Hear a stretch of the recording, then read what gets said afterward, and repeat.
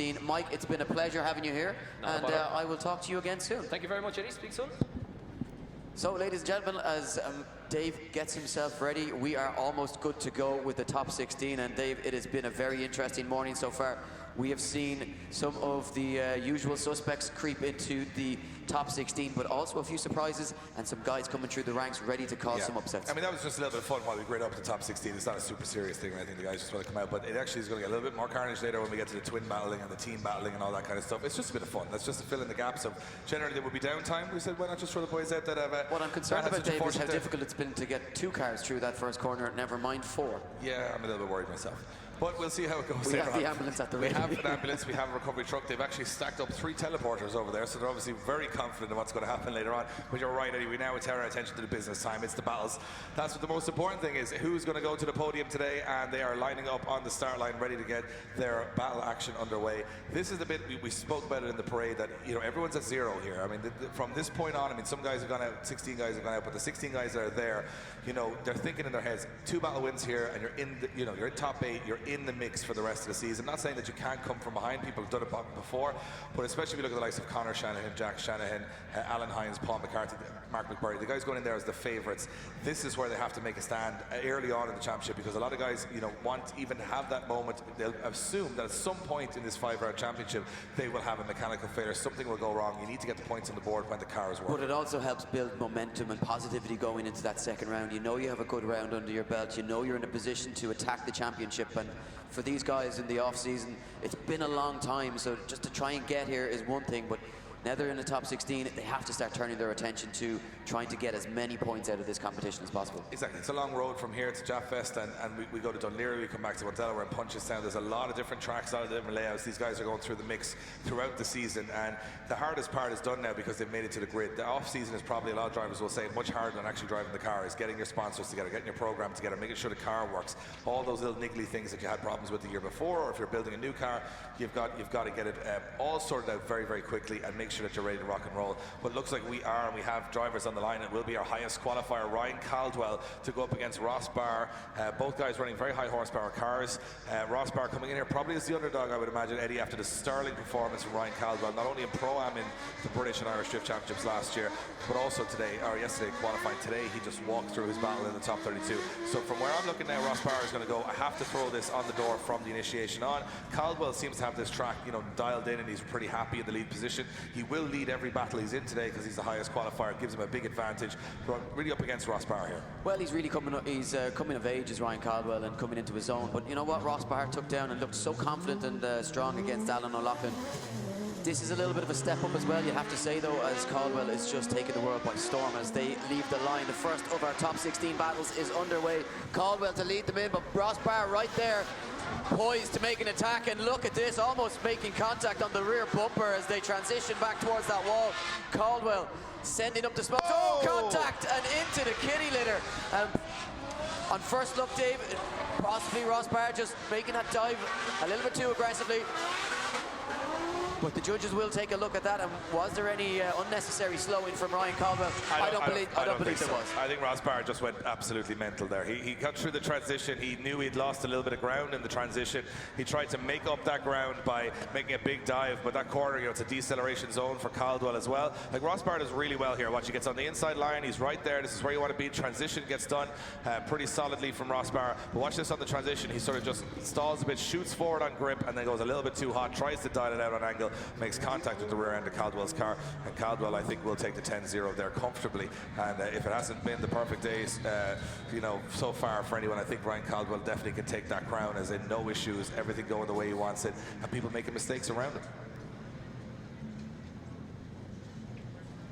So both drivers make their way back up to the start line. We will switch it around, and Marsh, as you can see there, Dave, just working very hard to keep the track conditions perfect for all our drivers, and that big dirt drop from Ross Barr dragging that gravel back out onto the circuit. Yeah, I mean, that's what you got to do at this level. You got to give it a go, and that's what Ross Barr did. I mean, a lot of people watch on drifting, and they obviously, you know, armchair drifters are the best in the world, and this is high-speed stuff. You're going up against very, very talented drivers that have proven themselves, and you know, you can do a comfortable lap. Anyone can drift around this circuit. They've all shown that in qualifying. The problem you have is when you go up against someone of a high caliber, you have to raise to maybe that extra, you know, 5 or 10% you're not as comfortable with. You hope it works out, but if you just play it safe, you know you're already going home. But you're much happier to give it a go rather than say, well, I could have done more. You leave it all out on track, and that's exactly what Ross Barr did. This one, by all means, not over, Dave. We have seen so many battles turn on their head in the second half of the run, and Ross Barr, if he could pull in an equally good performance on the lead run and hope for a couple of mistakes, you would never know what we could see happen. Yeah, drivers complaining a little bit today, and it's a very surprising complaint in Ireland that a lot of heat in the cars. It's a very, very hot place to be, especially when you imagine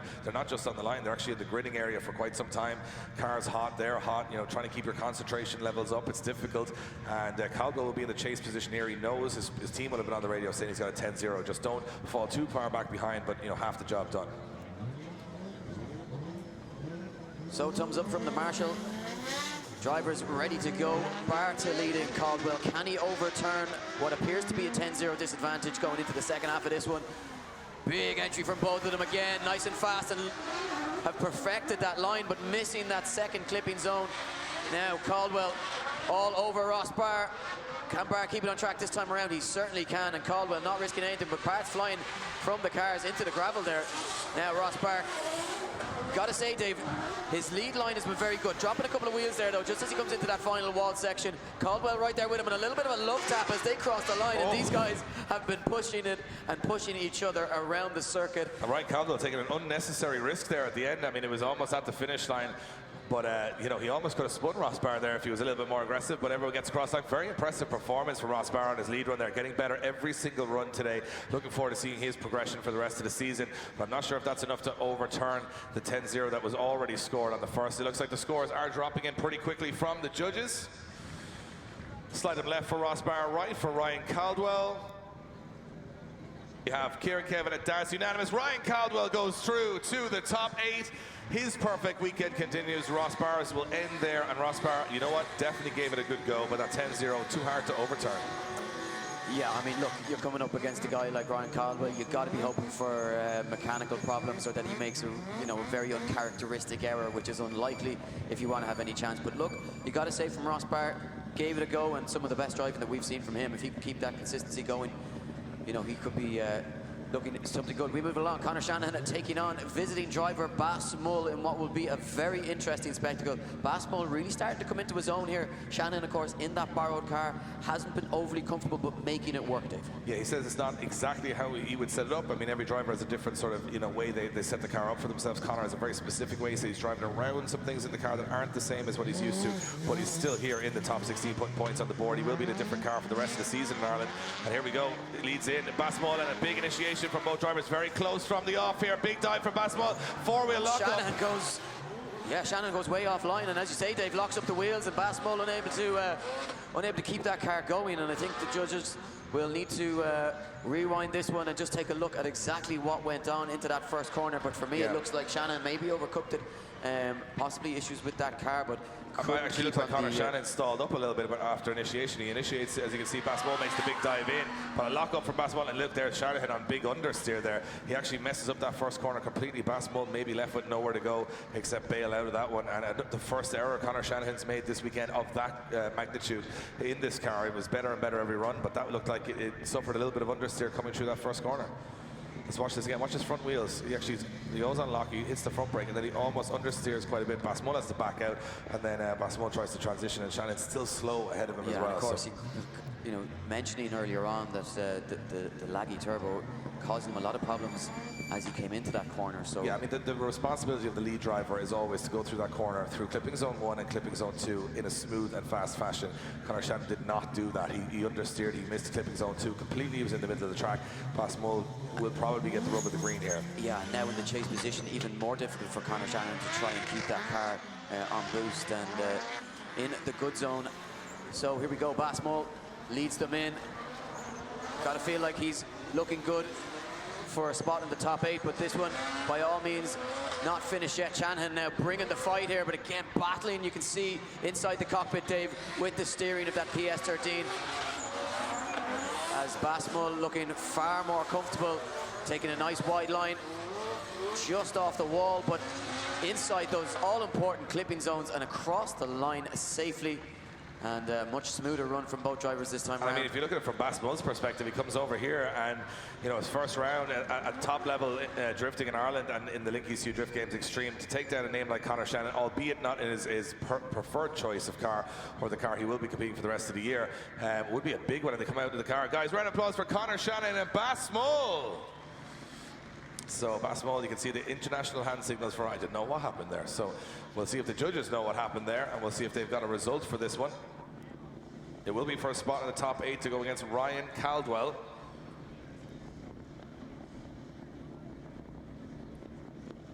We're having a little look at the replay here. Let's see that entry again. Shannon comes in, Mull locks up. Shannon's on understeer. He's in the middle of the track. Yeah, it's not pretty from either driver there. There's a huge amount of errors. So it just depends on which way the judges lean. We can't hear what the judges are saying, but from where we're sitting, Eddie, we only speculate. I suppose the only thing I can see there is, was it enough to cause Basmull not to be able to complete the run?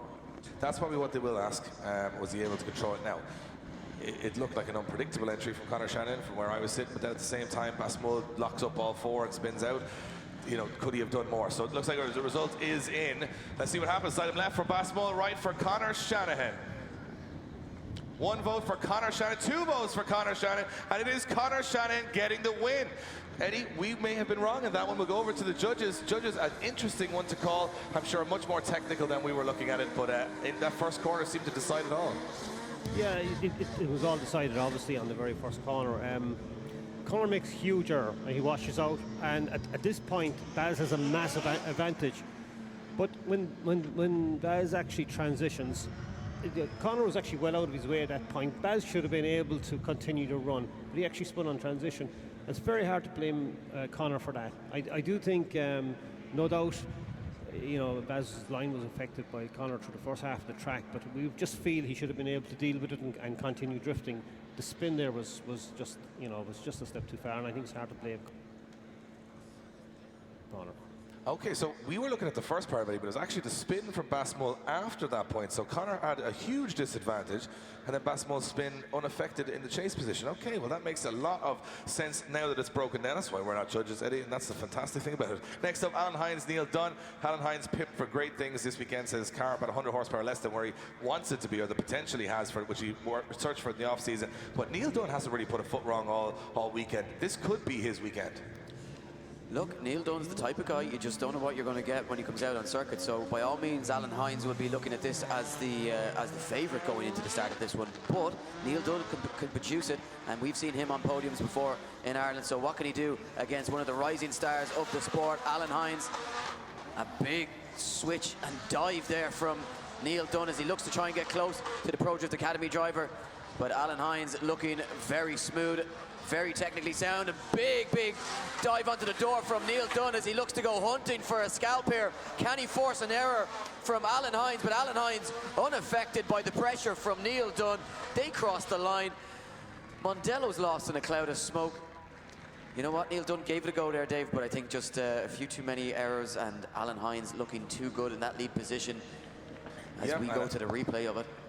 I mean, that, to be fair now from Neil Dunn, he came in aggressive. He sort of stalled up a little bit here and caught himself in the middle of the track, but got back on it very soon. That line from Alan Hines in the lead position is faultless there. He's actually listening to what the judges are saying and doing exactly that. You can see a little tap of the front brake, and Neil Dunn, though, does start to bring the fight as they come through Link ECU corner, transitioning back down towards the wall. You can see that Alan Hines on that perfect outside line. His wheel just on the white line where the judges want him to be. He grazes the spoiler off the concrete, and that's a very strong lead run. But yeah, Neil Dunn it's definitely James Dean-esque, that it run. is, and it's inch perfect. And Neil Dunn had, you know, the problem with a perfect lead run is the chase car then starts to have no excuse because they're not they're chasing something that is on the line. So while Neil Dunn did have some proximity over certain parts of the run, he had every opportunity there to get on the door. But again, I don't think a massive advantage to Alan Hines there, but maybe a slight advantage. And it goes to show, I mean, we were at driver briefing, the technicality the judges are putting into these runs. It's not just, you know, if every run was just pick the obvious winner, it would be a very untechnical sport. And right now, technicality seems to be deciding a lot of these battles. Here comes Neil. Look at Alan Hines, though, a big aggressive dive and letting Neil Dunn wash a little bit, while a little understeer from Neil Dunn. Alan Hines stays back to avoid any incidents and now trying to claw back into this battle. Yeah, those two drivers lit up that straight and Neil Dunn just couldn't hold it, but now he's got back on his line as Alan Hines shoots forward, trying to make an attempt on the door of Neil Dunn. This is where Alan Hines will look to formulate his attack. Neil Dunn dropping a couple of wheels, Alan Hines following him, but they keep it going. And not the smoothest of runs in the lead position from Neil Dunn. Not giving Alan Hines much to the chase, but as I say, you know, yeah, look, it's hard to be complimentary of a driver's lead run after you've seen such a perfect run from Alan Hines. Neil Dunn's run, very good, but you know, I suppose when you start picking faults, there was some errors there throughout the run. Absolutely, and I mean, that understeer through the first corner seems to be catching a couple of drivers out also. We'll see which way the judges go. Will it be Alan Hines? Will it be Neil Dunn who goes through to our Great 8? Even with the track temperatures up quite high today, we seem to be seeing drivers just having a little...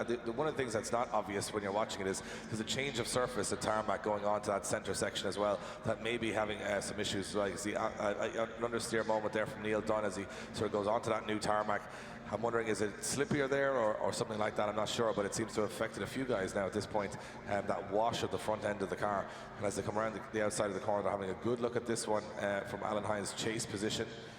Neil Dunn, does he drop 2 wheels off over the track? It looks like just about keeps them on circuit there, but he has to stall up quite a bit, which is a full throttle area of the track, which the judges will be noting.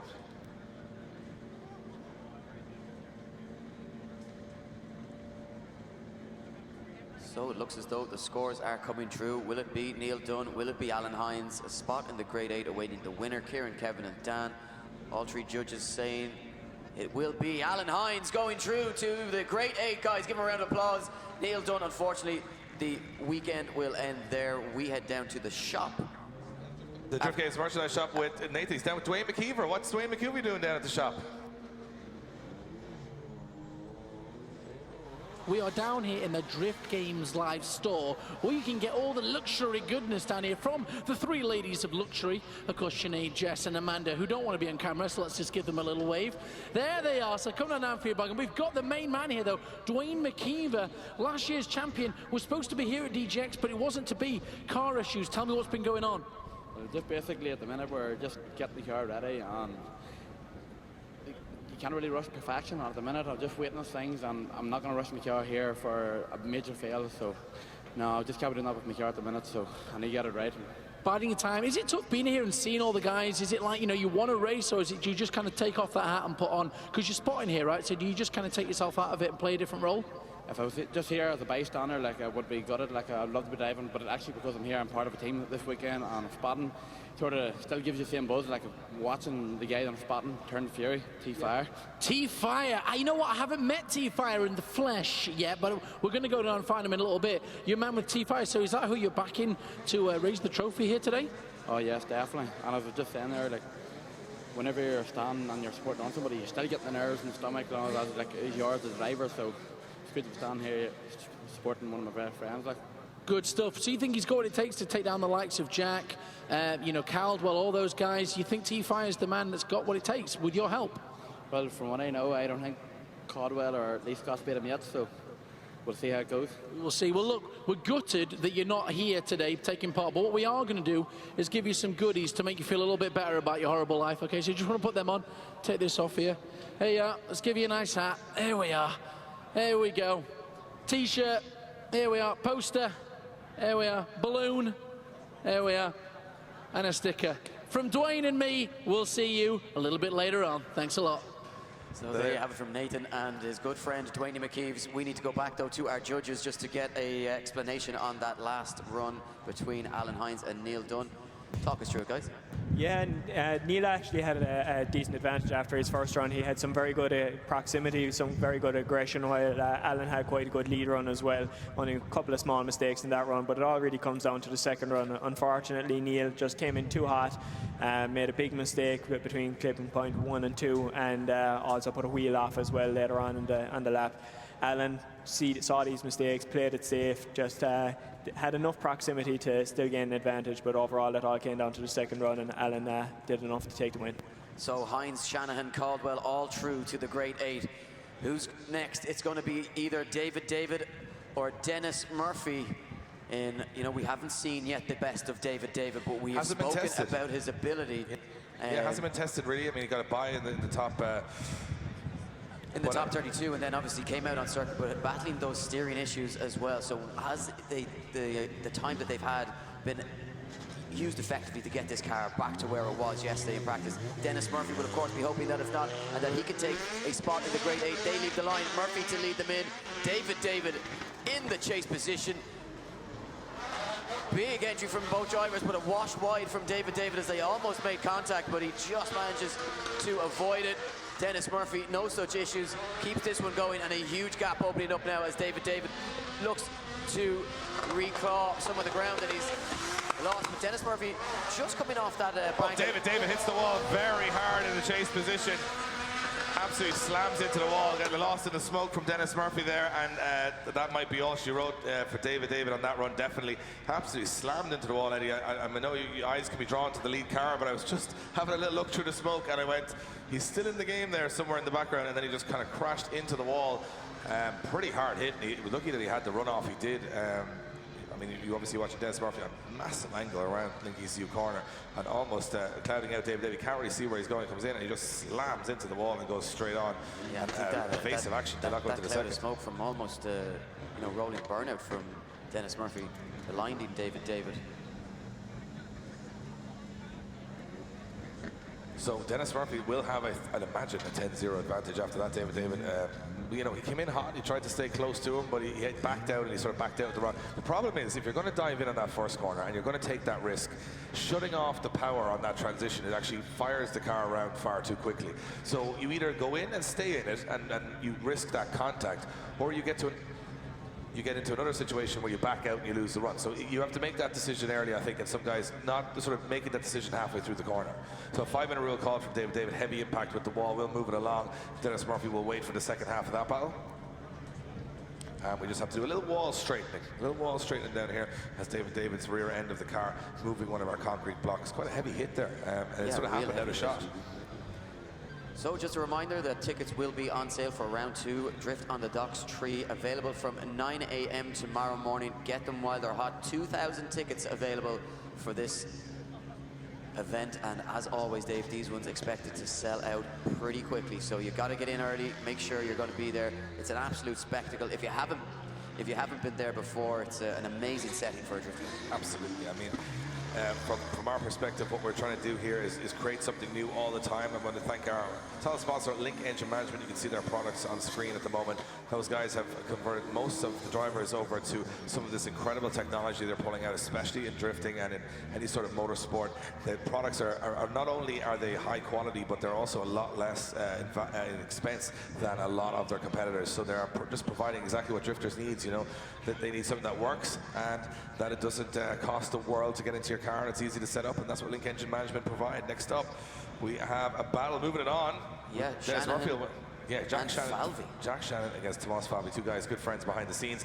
That's all going to be forgotten about now as they come into that first corner. Falvey with contact in his battle against Kieran Casey. Can he get through this one clean? Well, he'll be looking for a cleaner run this time around, absolutely. And Jack Shanahan, thumbs up from him. He's ready to go in his GT86. He's been enjoying his action this weekend. And you got to say, Dave, great to see Jack Shanahan back comfortable in a car again. And, you know, a poor season, you know, by his standards last year. Still managing, you know, some relative success, but he will be gunning for top spot here and looking for that podium in Ireland on home soil once again before he heads off to turn his attention to European action in just a few weeks' time. Yeah, well, Jack Shannon has proved that this car works out of the box. Falvey, though, would love... I mean, if Falvey took down Jack Shannon in here, this would be a huge statement of intent from him. He'll know that going into this battle. He's not going to back down, that's for sure.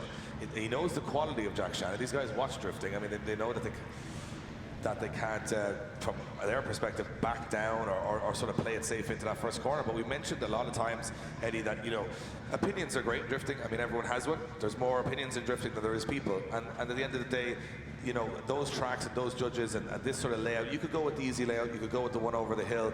Sure, everyone there will be fine, everything's easier, but this is the track that really tests the ability through the first corner of controlling your car and thinking around it.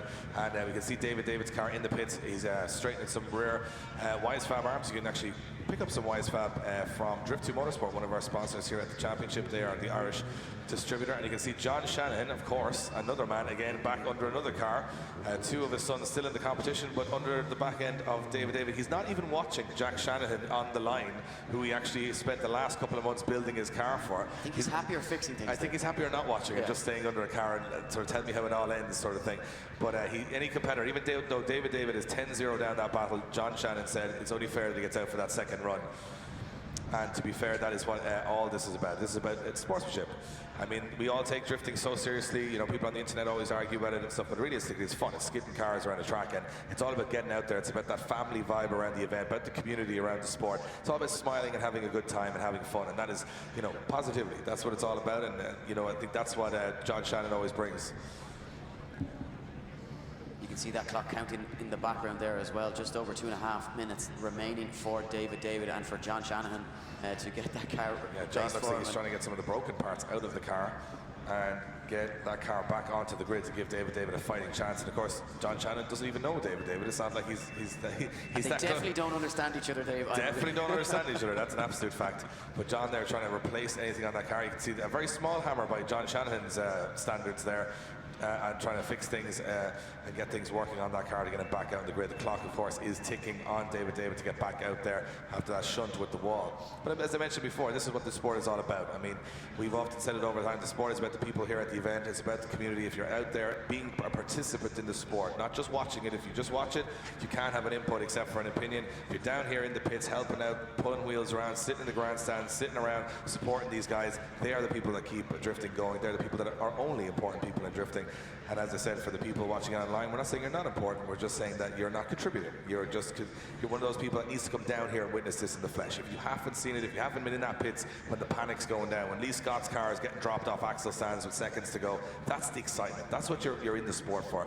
You know, you can watch Formula One, but you get no feel of the speed of the cars when you watch it. You know what I mean? It's got to be here. If you go to Formula One, it's going to cost you thousands to get there, and you won't even get a chance to walk down the pit straight and see the cars up close and personal, get to talk to the drivers. You get all of that and more at these events. You can see our wall has now been replaced, so we should be shortly turning our attention back to the start line where John Shanahan's son Jack sits and awaits his battle. You can see the clock counting down, just strikes to 59 seconds remaining to get that car back on the grid and fix those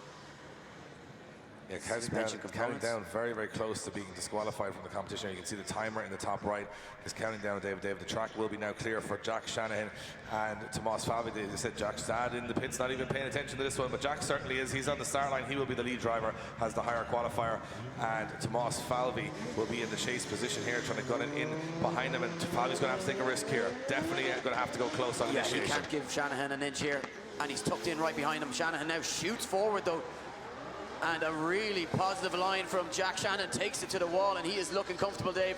What can Falvey do now to try and dethrone Jack Shannon? Big straighten as Falvey tries to claw back some of that gap that he's lost. But Jack Shannon on an absolute clinic here as he throws it to the wall in front of the grandstand. Pinpoint accuracy.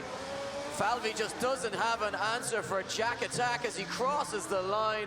Jack Shannon looking like a man to beat this weekend. Well, you know what, the speed there was what, I mean, Tomas Falvey did a very valiant effort. He went to go aggressive, then he backed off a little bit before the entry, gave himself that bit of room. Jack Shannon getting right out to that outer zone as the track is supposed to be driven from the lead position. Falvey does a good job though, stays on his line with a little bit of straightening there coming into Link ECU corner, sort of put him on big angle, and he couldn't just quite make up the gap for the rest of the run. However, does stay in the fight, and remember, brand new car out of the box for Jack Shannon, so that thing is working perfectly, but there's always going to be little gremlins as they found over the weekend, so Falvey keeping himself in the fight is the right move there, did as much as he could. And we are going to go down to the pits. 5 seconds remaining, and David pulls out of his pit area, guys. Round of applause for the team down there with 5 seconds to spare, replacing the whole rear arm of the car. It's like a Hollywood blockbuster. It is. Every time it's like a bomb going. It's always on 2 seconds or 1 second, but he gets back out onto the grid. We go back to the second half of Falvey and Jack Shanahan. Yeah, Falvey to lead him in now, and he knows he's got to put in a good lead run here and try and pull a gap. Clips a cone there. I don't think that'll have any impact on the run. Shanahan, though, one of the best chase drivers in the game. What can he do? Look at this, sideways already behind Tomas Falvey. Does Shanahan overcook it? No, he keeps it alive and gets it Look at this contact as they get to the third clipping zone now. Jack, big angle again as he looks to find the door, that S15 of Tomas Falvey. Falvey doing everything he can, but Jack, just like a bad smell, won't leave him alone. And you gotta say, Falvey not putting too many steps wrong there, but Jack just unquenchable. Yeah, phenomenal run. And actually, my favorite part of that run was when Jack Shannon helped Tomas Falvey back on angle after his transition and said, "Go on, Tom, let's get this thing moving." Really impressive stuff, and you got to take nothing away from the lead run of Tomas Falvey there. Was absolutely spot on throughout the course, giving Jack Shannon plenty to work with. Two guys who are all smiles, two incredible looking machines. Guys, give a big round of applause to Jack Shannon and Tomas Falvey. And result looks like it's dropping in. Who is going through to the Great 8? One vote for Jack, and Jack Shannon gets the win and goes through to the top 8 in his brand new GD86. Falvey's weekend will end there. And I think the judges, just incredible proximity. Good driving though from Tomas Falvey. Yeah, I think Tomas has really proven himself here this weekend in his first pro event. Like, I'm absolutely delighted for him to see him doing so well, but unfortunately Jack really showing his class really as a pro driver there. Just a slightly cleaner chase, slightly cleaner lead, but all round a great battle. Fantastic stuff from both of these guys. A quick announcement: if you are in the Drift Games Challenge, if you're one of the pro drivers taking part, we are gridding up now for the next part of the Drift Games Challenge, which is coming up at the end of the next battle. And here we go. David and Dennis Murphy are back on the line. Unbelievably, that car is back after that hit with the wall, and a big crew around David to make sure he gets that second run. And again, anything can happen in the second run. A lot of people wonder, why do they bother? They're 10-0 down. I mean, the battle's over. Well, it's never over until it's over, and we've seen these overturned in the past. David now taking to the lead position. Dennis Murphy the chase. So David in that lead position, as you say. Can he get through this first corner? He has struggled with the handling of this car. Dennis Murphy doing the sensible thing, just holding back and biding his time. He'll look to maybe try and close that gap as they come around by Linky CU corner, and that is certainly what he's doing his best not to get lost in the smoke here as they throw it down onto the wall. Nicely put there from David, and a much better run and an opportunity just to see some of the driving that we saw earlier on yesterday, but just, I think, a step too far for David on this. Well, of course, very no alignment on the back of the car, just thrown back in, you know, just to get around the course. Impressive stuff there. A valiant effort, but I think this one will land with Dennis Murphy after the 10-0 on the first run, putting him into his first top 8 of the year. And a cautious run from Dennis Murphy there. Obviously, didn't need to do too much at that stage. Side of left for David, right for Dennis Murphy. I think Dennis Murphy obviously getting the win, guys, and going through to the top 8. Dennis Murphy will go up against with the winner, if I'm not, well, where am I at here? I'm looking. He's going up against Alan Hines. He's going up against Alan Hines. Yes, we're moving back one on the old grid order there in front of me. So Alan Hines, Dennis Murphy, Caldwell versus Connor Shannon, Jack Shannon against the winner of Scott, T-Fire. T-Fire. That's what we're calling him. Terence Fury. Again, this is one battle I've been looking forward to since these dropped out. Lee Scott and Terence Fury, two of the most aggressive drivers in Northern Ireland. This is going to be one hell of a fight. We're going to learn two things here. One, is Lee Scott's car capable of completing the run and contending after that damage, and can he take down T-Fire, who apparently he hasn't beaten before? And Dwayne McKeever in the spotters area for Terence Fury, and giving him all of his words of wisdom. And Fury, this is his first pro event. He's into the top 16. If he took down Lee Scott, that'd be a big statement for the rest of the season. But Lee Scott is just saying, and never say die this weekend, with wheels off and fans off. He's still in the game, and a big lead into that first corner. Yeah, big gap opens up, and perhaps Fury just holding back. But we talked about the forward bite in this skyline, and look at this. He's right back on the door and in the hunt here for a spot in the Grade 8. Can he take down Lee Scott?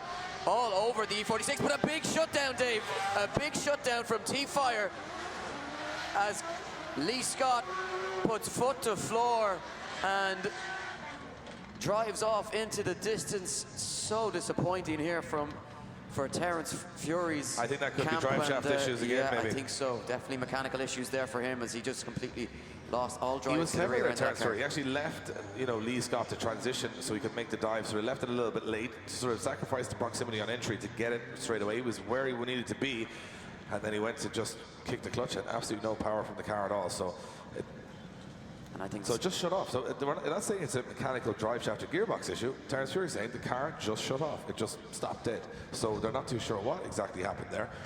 And Lee Scott, I'll just put it into perspective on that lead run. We've seen probably the best there's 4 drivers that have done that. I'm not saying everyone on the grid hasn't done great runs, but if you look at people taking to this track, which is very technical and difficult, and looking like they're okay no matter what you throw, you've got to say Caldwell's looking strong, Jack Shanahan is looking strong, Alan Hines and Lee Scott. Those guys are looking very comfortable out there. And a lot of people can sometimes say, oh, the track doesn't work, but it takes a very good driver sometimes to make the track work. And also, sometimes the track doesn't have to. You can put a technical thing in there that will sort of sieve through a lot of the guys that need a very natural line. If you go to bigger tracks, or you're in Europe or something, and it's a big long corner, so you initiate and you put the foot down and you go around it. But when you have something tight and technical, that's when you really have to think a lot about the way you're putting your movements into the car. And I think those guys are starting to figure this out gradually and saying, we have this dialed in the bag. So Lee Scott takes a big advantage, 10-0 after the first run there. And Fury taking a 5-minute rule as well, Dave. So 5 minutes on the clock for... Yeah. So we have a little 5-minute rule from Terence Fury as they just have a look under the bonnet and see what exactly shut that car down. Nathan's down in the pits.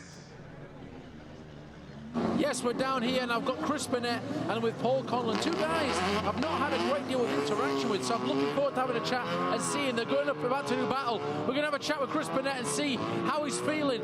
Chris, you're about to take on Paul Conlon. You got a smile on your face. Are you feeling the nerves? Are you ready to go? There's a spot in the Great 8 at your beck and call here. How do you feel? I feel good. I'm ready to go. Me and Paul, 10 years back, we were in Bishop's Court up in the north, so it's good to get battling again. I haven't battled them in maybe 8 years, I would say, so it's good to get a run out with them again. It's going to be a good one. So you guys haven't battled in nearly 8 years. Who won the last battle? I think Paul did. So redemption needs to be had for Chris Burnett. Chris, great to have a chat with you. Let's go and catch up with Paul real quick. How are we? You wouldn't believe what Chris just told me. For 8 years, pure hatred because you beat him, apparently. How do you feel about that? He says you haven't done battle in so long. He can't wait for this. What's your response? He's going to have to wait another 8 years. He's going to have to wait another 8 years. That's like 14 years. So what you're saying is there's no chance of him taking you down today? None. What makes you so confident? What have you got that he doesn't have? Red Bull. And there is the answer, but they're not paying us. Right, we will catch up with you guys in a little bit, and we are ready for this battle. It's going to be a juicy one. Yeah, we just received word from the pits. Terence Fury will retire with ECU issues in his car, meaning Lee Scott will go to the Great 8. And Lee Scott will go up against Jack Shanahan. Well, now we're starting to get a little bit interesting out here. We are seeing big, important championship battles in the Great 8. Here's one right in the top 16. This is a huge one. Yeah, 2 guys. A lot of people, if you're sort of from the south of Ireland, you were sort of saying Paul McCarthy's going to win everything this year. If you're from the north of Ireland, you're sort of putting it all on Mark McBurney this year, doing the business. Well, here they are. First battle in the top 16 of the year. And whoever loses this will have a long way back if the other one gets on quite. And these are 2 guys that finished within the top 5 of the championship last year. And 2 drivers that won't be worried about putting a little bit of bodywork damage on either of these vehicles. They leave the line. McBurney, the higher qualifier, leading in McCarthy, the big gun, and only the second man on the grid to have won a round here. What can McBurney do? McBurney looking good here, nice and fast. Can McCarthy keep with him? McCarthy now looks to make the dive to try and close that gap, but McBurney just so quick, so fluid through the course, puts foot to floor, shoots forward and opens that gap again. Big angle as they come onto the wall. Oh! McBurney! Too much angle, Dave, costs him the final clipping zone, and Paul McCarthy brings himself back into it at the depths of the run. Incredible. I was just about to say, how fast is Mark McBurney's car? For some reason, it just took off around that circuit, and Paul McCarthy just didn't have an answer. He was trying so desperately to chase Mark McBurney, even though he's on big angle McCarthy just couldn't make the move. But you look at the speed McBurney goes to the wall here. This is what costs him. He goes a big angle, big speed, and he almost washes a little bit too wide. He has to go in full lock to get out of the wall. He tries to get away with it, but it actually brings him very shallow for the last section. Doesn't spin. Not a big deduction, but not enough to cause a 0 or anything like that. I think Paul McCarthy dealt well, but I think if Paul McCarthy was any closer to him, it would actually have been a very hard thing for Paul McCarthy to deal with, and they stay in it after the first run. But while McBurney, I think, edged the advantage at the start of the run, it might be all even Steven by the end. Now it's in Paul McCarthy's hands in the lead position. He's looked very strong in that position all weekend. McBurney looks like he's got the pace in that car, Eddie. I think he's going to give it a go here. I think he's going to go to the door, and he knows he's made that mistake towards the end of the run as well. That's going to be in the back of his mind. I think that could be the decider, because McCarthy here, he rises to the occasion. We only ever see the best from him when he feels as though he has to produce it. But what can he do here? McBurney sideways before McCarthy initiates, and McCarthy now, nice line, but McBurney right there with him. We talked about the speed of McBurney. As they come around the outside of the corner, Paul McCarthy starts to transition a little bit faster than McBurney. McBurney's going to have to make this dive, and he does. He's now, he's gone a little bit wide. McBurney's 2 wheels off, the same issue again. And Paul McCarthy, not the same issue on that last corner. McBurney just going on way too much angle. I mean, it's something we applaud him for, that style and that finesse that he puts into that angle, but it seems to have cost him at that same issue. Is it beating himself, essentially? Yeah, he comes into that wall just so fast. He puts on big angle, but he washes in the first one almost to an over rotation. In the second, he washed off the track. Is it enough for Paul McCarthy? He didn't do anything spectacular, but look at this proximity from Mark McBurney from the start. This is where it's all looking good for both drivers, but this is I'm straightening up for McBurney here. Watch this as they transition. McBurney sort of just straightens up a little bit, nothing too major. I think this one's going to be decided as they come to this final outer zone. McCarthy transitions, McBurney comes in very hot behind him, and he puts 2 wheels off over there and has to bail out. I think the talking point of this one is the mistakes of McBurney rather than, as opposed to anything special or out of the box from McCarthy. I would agree. Just doing enough to, just a solid performance, a solid run, nothing overly special. Well, the judges are going to have to make that call. McBurney with 2 big errors, Paul McCarthy with nothing spectacular but no major errors, and it's whether they'll reward that proximity from McBurney and the extra bit of pizzazz he put out there. I'm glad I'm not a judge today. It's a tough track to make these calls, and they are deliberating over this one.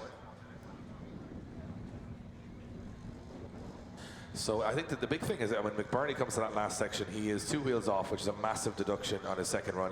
And on the first, he almost over-rotates and just drives straight out of it down the track. So they're the 2 big errors from McBurney. Yeah, and no Paul McCarthy obvious errors from Paul McCarthy. Doesn't do anything obviously bad, but he doesn't do anything obviously good. There's nothing to wow you. Yeah, there's nothing to say in that run, and that's not that he's not capable of it, because we know that he is, but he, on that particular run, just doesn't seem to do anything to try and be flamboyant, and maybe that's the right approach to take against a driver like McBurney, who's going to try and dial on that angle and wow the crowd and put on a show, but ultimately getting ultimately costing him. Potentially, because we don't know the results. We don't. We're assuming. But then we've been wrong before. I mean, we jump back to the Conor Shannon and Basmull one, and we were analysing one part of the run, which was probably a 9-1 against Conor Shannon, and then Basmull spun out and it was a 10-0 the other way, but we didn't really take that into account. And it's obviously close, Dave, because they wouldn't have spent this amount of time discussing it, but the result is coming true. We do. Slide him left for Paul McCarthy, right for Mark McBurney. And one more time from Dan. And it's Mark McBurney for Kevin. It's all down to Kieran Hines here. Which way is he going to slide? And it's Mark McBurney getting the win. Mark McBurney getting the win. So there we were leaning towards a little bit towards Paul McCarthy, but there's some technical stuff we didn't get. We're going to jump back to the judges and talk us through that one, of course, who have been looking at it from a completely different perspective. Okay, yeah. Well, if we look at the first one there, Paul, he cuts 1 to 2 very tightly. Paul really never gets into the battle from the very start. He doesn't get proximity, really. He kind of, he never brings the attack. So, like, Mark is on he's on a good advantage after the first one, except he makes an error near the clip 9 there on the second wall run, which brings it back a little bit. So it kind of brought it back to even for me on the first. Mark has proximity through clip 1 to 2. I don't think anybody really all day has been able to get on someone's door through 1 to 2, despite the fact that Paul is again offline and very tight on the inside. So, Mark is an advantage through the first corner, and he maintains that proximity through the full run. He's far more aggressive. He's attacking at least. There's a few errors there, all right, but enough, I think, to take an advantage on the second one. So a very detailed and elaborate explanation for that battle as it needed, Dave, because there was, I mean, we couldn't really... yeah, well, I mean, look, we always lead the opinions. That's what we do. We make it on a good feeling, but sometimes it is a more technical sport than that. And Chris Burnett goes up against Paul Conlon. We heard the guys chatting about 8 years since these guys have gone up against each other, and it was Paul Conlon to get the win at that point. Burnett would rather get one over on him here to make that a 1-1 on their record books. And Paul Conlon said there's no chance in the world that Chris Burnett is going to beat him here. So that's a very confident man behind the wheel of that S15. And why not? You know, he's back out for this championship season, and he's here to prove the doubters wrong. You know, he's here to prove that he still has what it takes to top a podium on Irish soil. Chris Burnett, Paul Conlon, here we go. Conlon to give chase. Burnett through the chicane into the first section in front of the grandstand. Big gap opens up. Can Conlon claw it back as he washes wide? And it's all going wrong for Conlon. Burnett now with no problems, but a big advantage. They almost make contact. Conlon has to back out of that one, Dave, as they come into the Link ECU corner. Yeah, looks like he messed up that first entry. He just let Burnett get a little bit far ahead of him, and then he had to stall up. Burnett, though, looking very strong in the lead position. And Burnett putting foot to floor. And Conlon does get back into the mix towards the end, but you can see his own bumper on the track in front of him.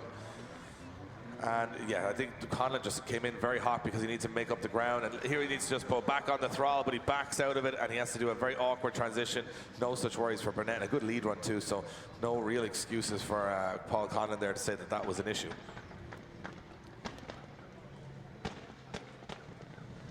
Yeah, absolutely. Looked like a pretty clear run of the circuit from Chris Burnett, and he is really growing into the competition as well, looking very comfortable out there. Conlon, as you say, will be heading back to the line. And spotters will be in the ear. He'll know he's going to have to really produce it in the lead position this time around and hope for a few mistakes gifted from Chris Burnett in that chase position.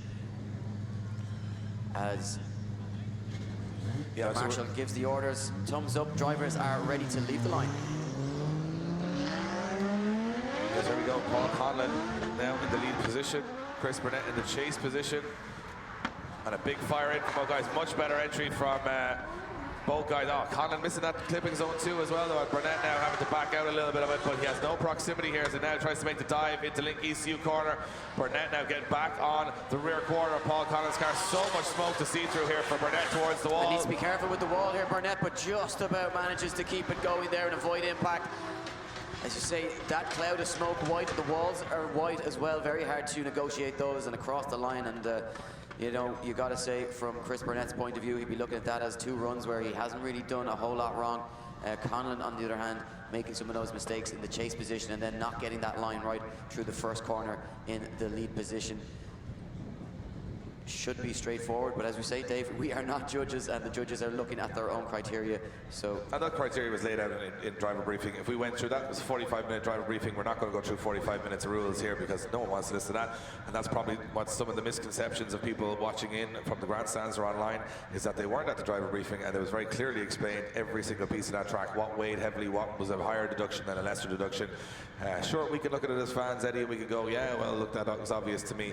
But they went through every single part of that course this morning in fine detail of where the big deduction zones were, where you needed to be, what you had to do, and every single thing that went into that. And we would love to live stream that live drivers briefing. And of course, we won't always spot everything either, Dave. We pick out certain little things, but your eye is drawn to certain things. I mean, if we were to say, you know, who would you like to win is the way we judge it, because that's the way most fans will judge it. Is that not how it's judged? No, it's not. It's judged on, you know, because, and I said, obviously, you'll always hear the judges are always doing this and that. I mean, I remember when we were back in the day, Eddie, when we started, what was it? James Dean only won because he was from Cork, and all the judges were from Cork. That went on for 3 years. Yeah. So that was another one we had for a long time. Then he went to Formula D, and of course, all the judges were also from Cork, so that worked out for him as well. And that's always the way drifting is. The subjective nature of judging as part of the sport, it would make it boring if there wasn't an argument. But the judges do look at it the exact same way at every run. They go through their notes and their briefings of what they've informed the drivers and where the big deduction zones are. And that's what's going to be analysed in this replay. And I think that's a real education for people coming into the sport, is that, you know, on first glance, things aren't always as they seem. It's quite interesting, you know, when you just revert back to James. We'll come back to it later because the results are in. Who's going through? Is it going to be Conlon? Is it going to be Burnett? Kieran, Kevin and Dan, our judges, say Yes, dropping in. This one's right down the middle. Paul Kieran Hines Conlon says gets Paul one Conlon. vote. Kevin gets to Paul Conlon, and Paul Conlon gets the win and goes through to the Grade 8. Throwing it back to the judges. Guys, talk us through it. Yeah, Dave, it's a kind of battle of mistakes, to be honest with you. In the first run there, Chris Lee lays down a fairly reasonable lead line, but has a huge mistake coming between clips 1 and 2. Like, he's almost off power until clip 2. This forces Paul then to have to pretty much transition in a completely wrong place on the track altogether. Leaves him with nowhere to go. But now Paul deals with it quite well. He closes the door quite quickly back on to Chris, and he maintains proximity pretty much throughout the rest of the run. When we swap the roles around, Paul comes through clip 1 and 2 with a lot of pace, but misses clip 2. Now, Chris, unfortunately, doesn't really close the door throughout the rest of the battle. He's kind of playing a game of catch-up. At no stage, really, is he maintaining a lot of proximity, and he starts to fall off then after clip 5 and coming back up to the wall clip here just in front of us. So Paul takes it with a very, very narrow margin, but it's not the cleanest of battles. Yeah, so as I mentioned, that's the bit that's causing a lot of confusion here, is the lead driver through the first corner. On the camera, it looks like they're drifting through it, but they're off throttle, which means the car behind has to actually dodge out of the way, which is obviously not heard on camera or in front of us either, Eddie. We're looking at it from a different perspective on the monitors. Exactly. I presume we're looking at it like the guys on the live stream are, and the judges looking at it straight in front of them saying he was off throttle, he backed out of the corner, and Paul Conlon avoided him. Yeah. It's something and that that's why they do what they do, and we do what we do. You know? So that's why it's as fair as it is. So yeah, we are now finished up all of our battles here, and we are now going to move on to the Drift Games Challenge, the Team Drift. We've got a couple of cars left and a couple of cars not left on the grid. So looks like we're going to have 2 teams of 3. So we're going to have 2 teams of 3, and then at the end, instead of having a battle, I think we're going to run a sort of a qualifying session for those 3 drivers. Have the best lap wins and wins the Mobil 1 Oil, because we've had some mechanical failures. So this is going to be 3 cars in a team going out together, and I'm going to reintroduce my good friend Mike Fitzgerald, who's going to come in and talk through the madness that's about to take place. 2 cars going through that first corner seems hard enough. Now we're going to try and send 3 cars through that first corner with even more smoke. This is going to be very, very interesting. So we can see the cars lining up. It looks as though Team 1 is going to be David Garvey, Graham Holden, and I believe Alan O'Loughlin. Apologies. Alan O'Loughlin. Alan Hines, of course, still in competition. So,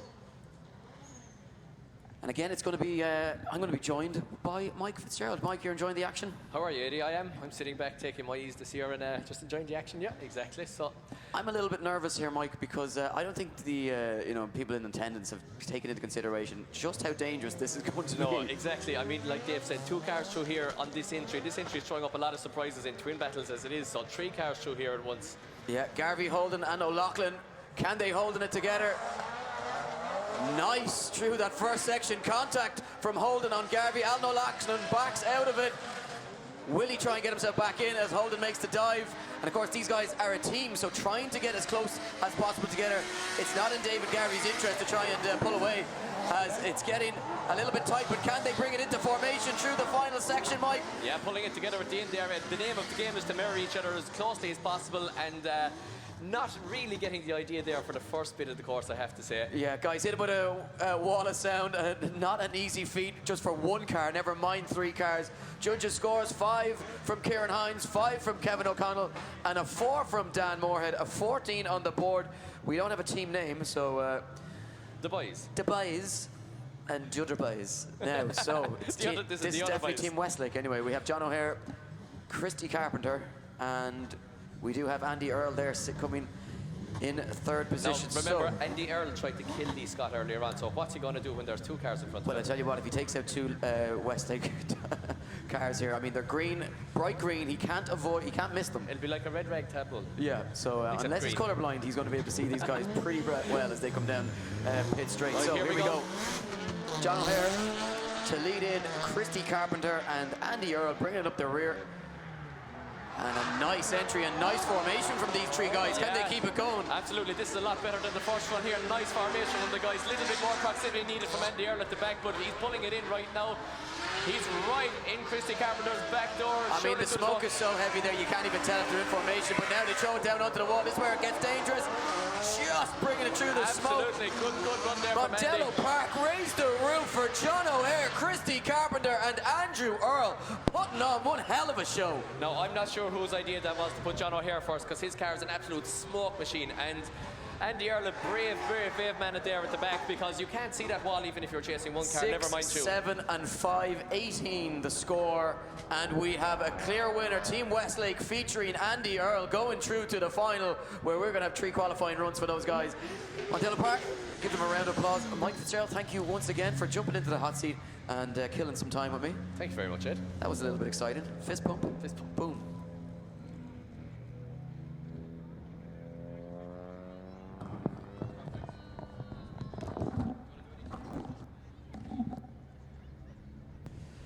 So, I'm jumping back in, Eddie. You know what's really funny? Do you know what I just managed to do? Because I was just looking at it, because we're watching it on a monitor, so if you imagine you're sitting at home watching live stream and you're watching the cameras that we put in position here, and I was watching some of those runs and I was looking at the judging decisions going, why are we weighing so heavily on one way or the other? The thing is, if you look at it, I actually just looked out of our tower here at that entry, the way the judges are looking at it, it's a huge long corner where it looks very, very small on the live stream because you're above it and looking directly at it. And it's a completely different perspective. I'm watching the guys entering there and I actually can see when a car is on and off throttle far better than when it was on the monitor. So maybe that was causing us some confusion earlier on. And again, camera positions are wherever they are. They're convenience just for people to watch at home. Obviously, no one's paying for it. It's just a bit of fun to promote the sport outside of that.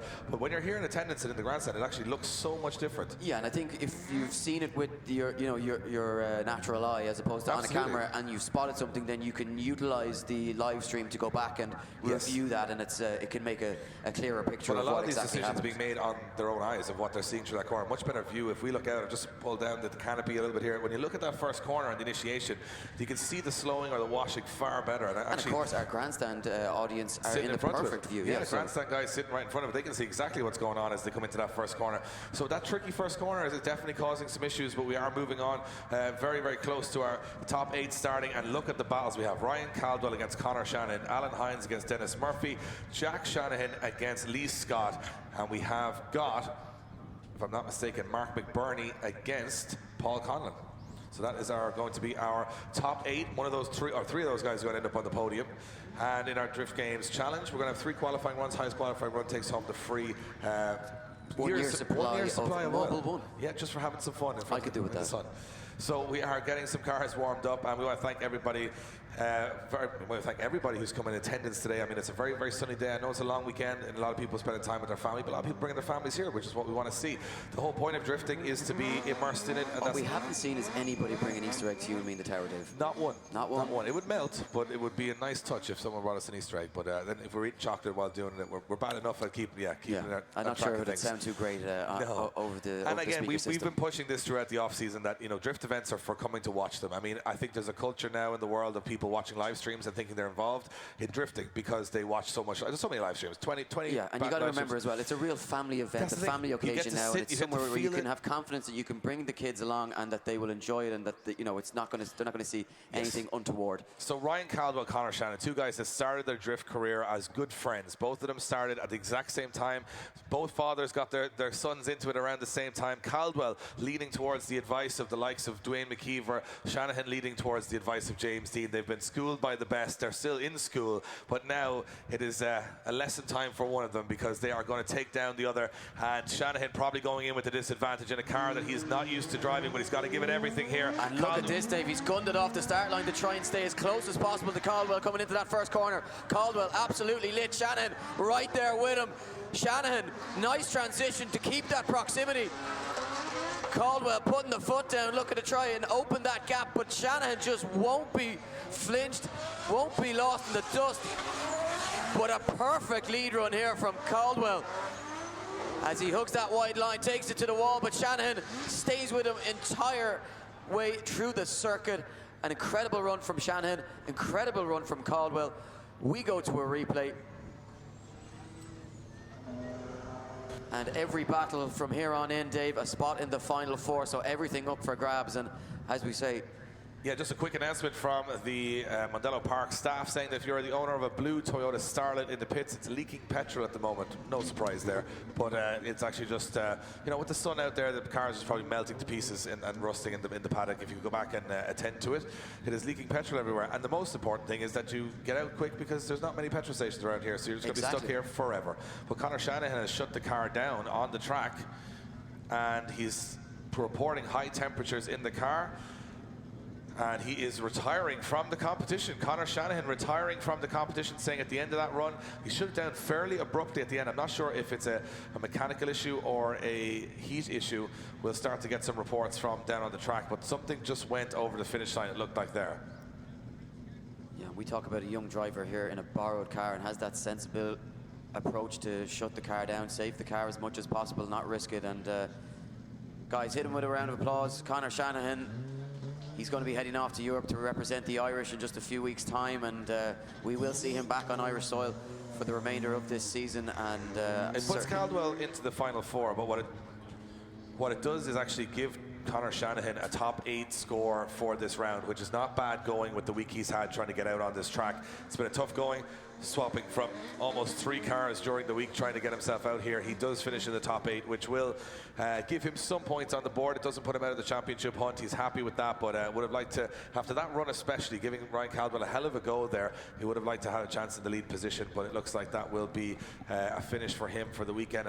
The sun here and the heat and everything else starting to take its effect on these cars. It's a tough game. You got to remember, a lot of people forget that this is an amateur sport. It's not Formula One. It's not touring cars. These guys are just normal guys building cars. While they look on track very professional, they are built and homemade built, and some of them are built for a lot of abuse, and they can give trouble throughout the event. But it looks like we are down in the pits. Nathan's got Lee Scott with him, having a tough day, but he's still in the hunt. Hi guys, I'm down here just at the starting line, and I've got the main man Lee Scott. We haven't chatted since last year. I'm excited to go and have a chat. He's got an incredible opponent right on the other side of him, the Shanahan man, Jack, the Jack attack. But let's see how he's feeling. Lee, let's try this again, nice and slowly for me now, because I've got to understand just what it is that you're saying, because I know you're talking some interesting stuff. So help me out. How are you feeling? You're in this beautiful white Beamer. You're going up against Jack. What's the story? Say we had an accident there on our last battle with the car up and going again. The car's not set up properly, but it's going and we're happy. But up against Jack, one of the best in the business, we're just going to go out and give it our all. Last year, Jack beat me here coming out over the hill on Mondello track. I'm going to go out now and see if I can get a victory over him once and for all. So last year, Jack beat you. So today, have you got any message? He's over there. He's kind of looking at you. Have you got a message for him? What are you got to say? Are you coming for the win? Yeah, the car's broken. I'm going to give it my all. He's in a new car. We're nearly both even, so we'll go out and see what happens. Let's have it. Lee Scott, pleasure. Give me some knuckles. Let's go and have a track with the Jack attack. Jack, what's going on, man? Talk to me. We chatted yesterday. The excitement's in the air. You're going up against Lee Scott, who we all know can drive. This man knows what he's doing. How do you feel? I know Conor's got his issues. You might have to take this one home for the Shanahan Brigade today. Yeah, I'm feeling pretty good. I'm quite chill at the moment. The car's working, so hopefully we can put up a fight. I know Lee's car is a little bit damaged at the moment, so who knows, it might be even more damaged after this, so we'll see what happens. We are going to find out. Jack, I wish you all the best. I know you've got what it takes. I like them both so much. Handing back over to you guys. This is going to be one hell of a battle. That is absolutely, yeah, I'm looking forward to that. Absolutely true. It's going to be one hell of a battle, and I think the little warning there from Jack Shannon of there could be a little bit more damage on Lee Scott's car and possibly his own by the end of that battle. But we got a couple of runs to look forward to just before that, because you know what, Alan Hines and Dennis Murphy sitting on the line. They are ready to go for the second battle in the Grade 8 and an opportunity to come up against young Ryan Caldwell in the final, awaiting the winner. And already we are seeing some big names make a statement early on in this championship and this campaign. And of course, the opportunity to be crowned the first ever DGX champion here in Mondello Park on a brand new layout would be music to the ears of some of these drivers to take that title home. Of course. So the little cleanup on track, as I mentioned, it's all about being here in the flesh and supporting the championship and supporting these drivers. Everyone that's here today, we are so thankful for you guys coming down and spending your time and your money to come down and support Irish drifting. It allows us the budget to be able to keep improving the championship. It allows the sponsors to keep pushing money towards those guys on the grid. It is a huge, huge achievement to have a championship so consistent and so high quality in Ireland in such a small country with one racetrack. And it is down to the fans that come out every time, rain, sleet, snow or hail, and sit in those grandstands and cheer cheerleaders goes on and create the atmosphere here at the venue, and basically give us the ability and the means and the finances to keep putting on these shows and keep improving them and doing something like Dún Laoghaire, which is a hugely complicated event, but working with the County Council in Dublin, they love drifting coming to the area. They have been very impressed with the last 2 years, and we are even getting some more permission to do even crazier stuff in a couple of weeks' time in Dún Laoghaire. If you've not even been to one of those events, if you've never experienced it in the flesh, if you've never looked over that marina and the backdrop out to the sea, here's a little taster of what's coming up in a few weeks' time.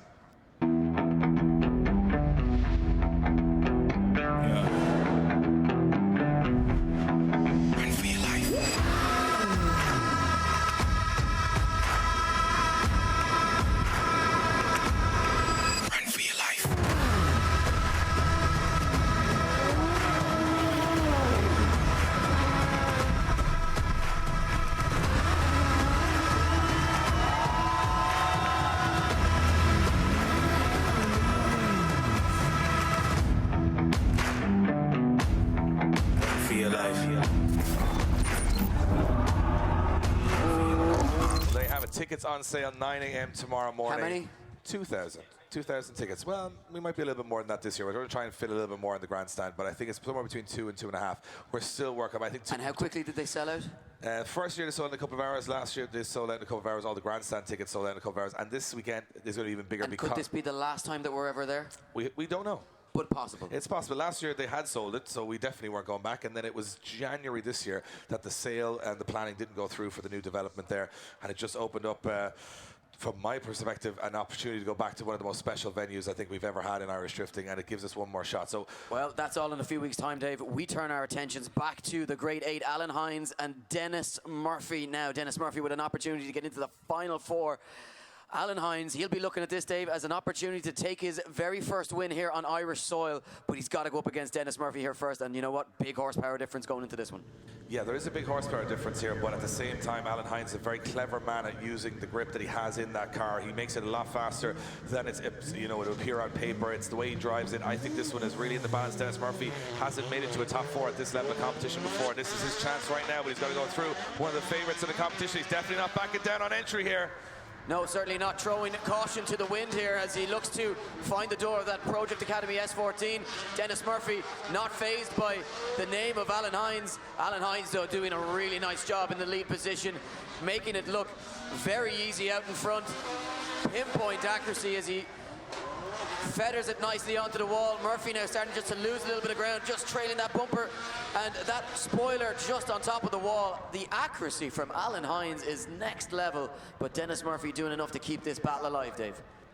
You know what? A valiant effort from both drivers there. And you can see they're really hooking up the course now, starting to make it work for them. Alan Hines has that first initiation and second clipping zone absolutely dialed in at this stage, giving Dennis Murphy plenty to look at for the rest of the run. A very consistent lead run. Dennis Murphy doing a good job in the chase, though, getting that proximity as they head back down towards the wall. And from my perspective, Dennis Murphy staying very much in the fight the whole way. Alan Hines taking the back bumper off the car just for good measure there. A little exclamation point at the end. I think this one's wide open. I think if you look at Dennis Murphy's lead run here, he's probably got a little bit more pace. We talked about it earlier on. Very grippy car, set up by the guys at D&M Sport, supported by Mega Spec. And he's that car gripped up, really hard to drive, but it is very fast. So Alan Hines has got to be clever with that and not let the fact that the car has a lot more horsepower beside him allow him to pull a gap and not have the... Where Alan Hines wants to be is on the door here, and he's got to be clever about it. And that's the thing, because as you say, Dave, you know, Alan Hines had a very good lead run, but Dennis Murphy had that proximity, didn't make a whole lot of mistakes behind him. Maybe wasn't on the door and wasn't, really, really close, but certainly was there. He's left this open. He's given himself a chance to take it into the Final Four. These two guys, the nerves and adrenaline will be running through their veins as they sit on the line. They know how huge this one is for their championship hopes and for that chance at a top step on the podium here at round 1 at DGX. If you're watching from anywhere around the world, let us know on the live stream where you're watching from. As I said, live stream wise, we're saying we want to thank all the fans from international fans, obviously, that can't be here. I mean, you can't expect people to fly in from different countries. When I was making my point earlier, I was talking about the guys in Ireland coming down and supporting their drivers, but the guys from international walking in. We love having fans from around the world. If you're watching in from around the world, let us know. We'll try and give you a shout out later in the show. But right now, it's business on track as Dennis Murphy and Alan Hines are ready to rock and roll. He only gives the word. He'll drop the hand. Those guys will be off, and it's all business time for the next 50 seconds. Who is going to go through to the semi-final? Will it be Dennis Murphy? Will it be Alan Hines? They're coming through the gears, and a big dive in behind from Alan Hines, and a big straight line entry from Dennis Murphy, but they're still in the fight so far. Yeah, tentative there from Alan Hines as he just waited to see what Dennis Murphy was going to do, but now they're both right back in it, and Hines with similar proximity to what Dennis Murphy had, and there's no separating these two drivers. Murphy on a really nice lead run, but the dive now comes, and the attack from Alan Hines as they go wheel to wheel as they come into the wall section through the final clipping zone and over the line. Mondello Park makes some noise. Dennis Murphy, Alan Hines showing caution to the wind, laying it all out on track for your entertainment. Woo, it's hotting up, Dave. It is hotting up. It's hotting up, absolutely. And Alan Hines did exactly what we expected him to do. You could not see massive amounts of smoke from Alan Hines' car. He's trying to just stay right on the edge of those grip levels to stay with Dennis Murphy. And he does a great job throughout the whole run, but it really comes to fruition as he comes to that wall run in front of the grandstand. From my perspective, this is where it's all just absolutely textbook from Alan Hines. Little touch to the door and stays right on him the whole way through that last section. Phenomenal driving, but you got to take nothing away from the lead run of Dennis Murphy, who was sensational in the lead position.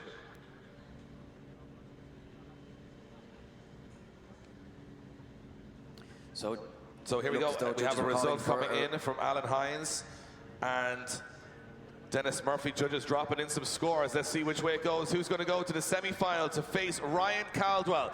Left for Murphy, right for Hines. Dan Moorhead says Alan Hines. Kevin O'Connell says Alan Hines. Alan Hines is going to the semi-final to face Ryan Caldwell. That's a big semi-final setup there, Eddie. Looking forward to it. We can go down to the pits now. Connor Shanahan is down there. Let us know what happened with his car. So I am down here. We're just going to try and grab a quick chat. He's signing autographs. Ever the professional. We're going to have a chat with Connor. Have you got a spare second for his male friend? What happened, man? Talk me through it. Yeah, so we sent it hard behind Ryan. We knew we were going to have to push really hard. That was my first time chasing close with the car. I'm not used to the lag in the car, so it was quite different chasing in that car compared to my own car. Was really happy with the run. Came as I was coming over the finish line. The diff exploded in the car, which sucks, to be honest. We were feeling so confident then we were going to send it hard in the lead run. Ryan was going to push me on, but yeah, who knows? It could have been one more time or it could have been my way. But look, these things happen. We've had a lot of fun this weekend. The fans are incredible, and yeah, I just want to thank everyone who's made it possible to get me here this weekend. True professional words there, Colin. It's a pleasure. Now, you're going to be joining us, obviously, at round 2. Will this be what you're in then, or will you be driving something else?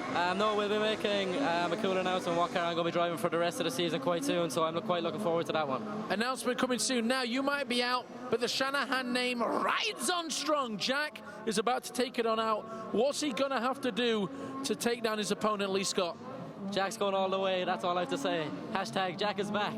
Hashtag Jack is back. Connor, give me some knuckles. We're moving on, but stay with us because we're right next to Ryan Caldwell. Let's go and have a very quick chat. The man of a million words. You just can't shut this guy up. Ryan, absolutely explosive driving. You're into the final 4. That's this many. How are you feeling? Over the moon. It's class. Over the moon, it's class. Now, come on. He's saying, hashtag Jack is back. The Shanahans, I know you guys are friendly, but when it comes to getting him behind the wheel, it's war. What are you going to have to take to beat him if you come up against him in just a little bit?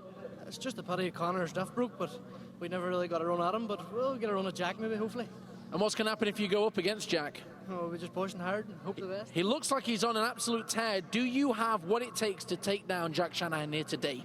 Yeah, I should have. So he's just too confident for his own good. Sending it back to you from me and the man of a billion words.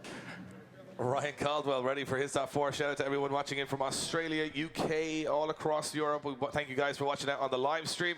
Jack Shanahan, Lee Scott, this is what it's all about. Big business is what this is. Big business. Jack Shanahan, Lee Scott, a score to settle from last year for Lee Scott. Can he take down Shanahan? But as well, Dave, he wants that prime position in the top 4, and he wants to shoot for his first ever Irish pro category podium. He's got to go through one of the best in the business, though. Jack Shanahan looking cool in this GT86.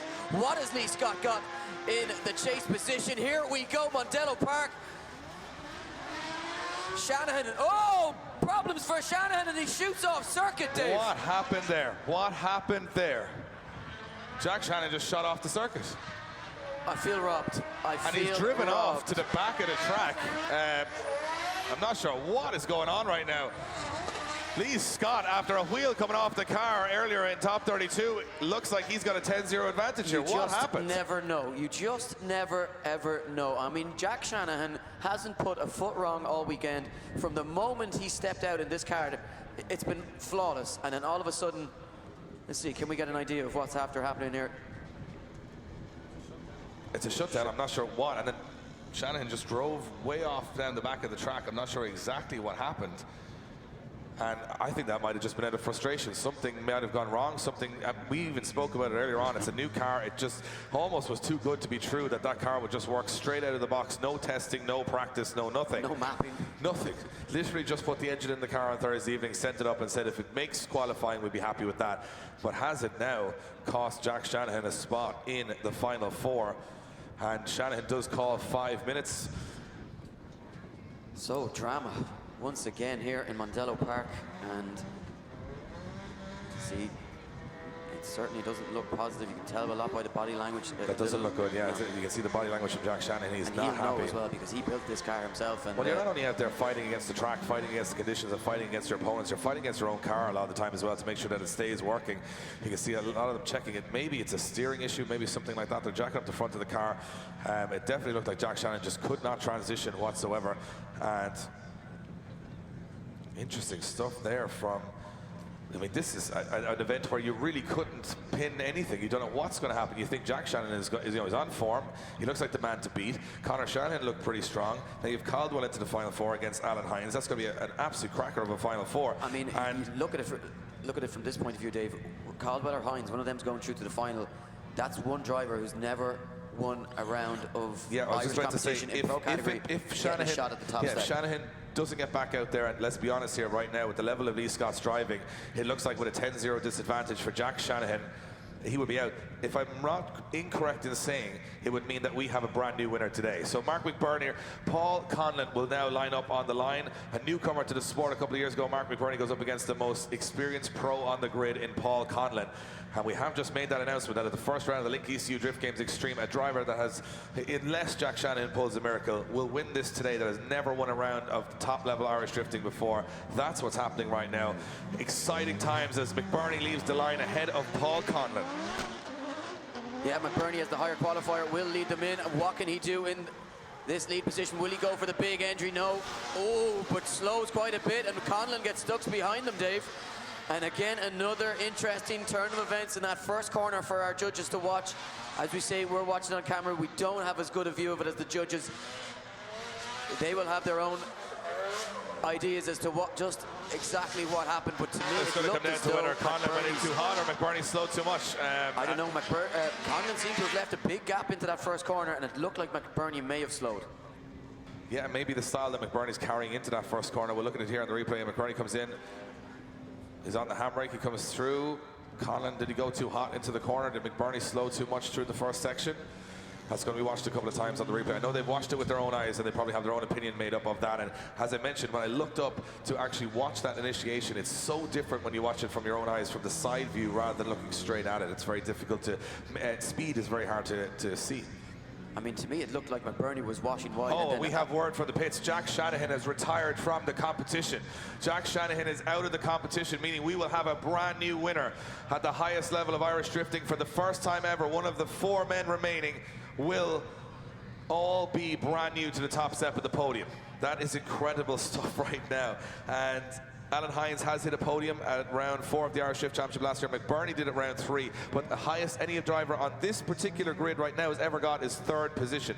So 2nd and 1st will be the highest they've ever achieved. We said it would be fireworks at the first round. We said it would mix the championship up. This track would mix everything up for the rest of the year. Well, it looks like it's done just exactly that. Remember, Jack Shanahan, Conor Shanahan, all those guys will be competing in a full season. Even though they're going to Europe, they have cars here ready to go. Points on the board for everybody, but it's going to be a very interesting roundup.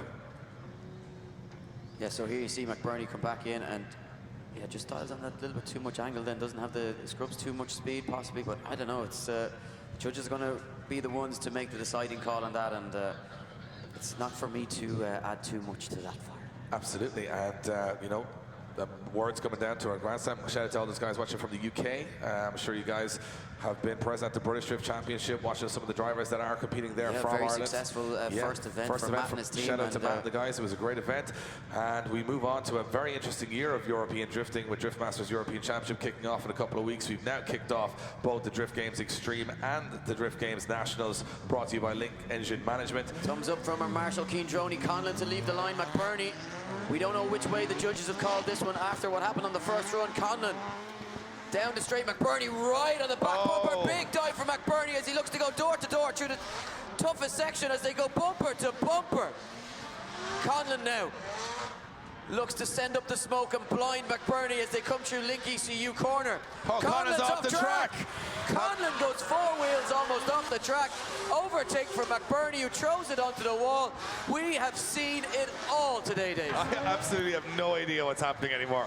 This is like picking names out of a hat. Just when you think McBurney might be penalised for the initiation on the first run, Conlon goes off the track on the second run. You couldn't write it right now, it's guys. Not motorsport, Dave. It's motorsport entertainment. Yeah, people say it's the same thing every time. Well, today it certainly has not been.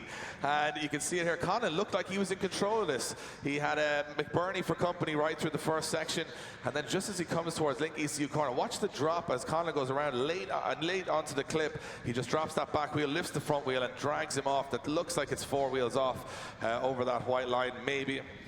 And McBurney sails through in the lead position. But we still have that first run. Yeah, and the all first run is going to be analysed. Could this be a one more time? You just wouldn't know.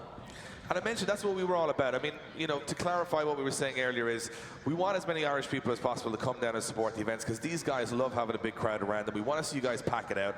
As everyone watching in from internationally, we of course appreciate you guys watching in and being a fan from outside of Ireland. We hope you can make it to one of the rounds this year. Flights are cheap from, you know, we got that Ryanair thing going on into Ireland. Everything comes into Ireland cheap. Come out and enjoy it. Come up and see it in the flesh. It is an amazing spectacle when you're here in the flesh. And you guys here today in attendance, we really want to thank you all for sticking with us. It's been a hot day in the sun. We're going to have some rednecks tomorrow, I would imagine, going into the bank holiday weekend, but it's been a lot of fun. We hope you guys have enjoyed it. And just to clarify, that's not an influx of Americans. No, that's not even me being in any way racist. It's just a literal redneck, because that's what Irish people do in the sun. They put a hat and all the sun cream on the front of their face, and they forget that the sun is kind of a 360-degree kind of thing. So drivers awaiting decisions, judges having a deliberation on. I think it's going to come down to that entry from McBurney, like we mentioned. We're starting to see the pattern here in the judging. You know, it seemed shocking at first, some of the decisions we were looking at, but then the consistency of those is down to the fact of that initiation. Watch McBurney here. Does he slow too dramatically? Big handbrake drag from McBurney, and Conlon comes in very, very hot behind him.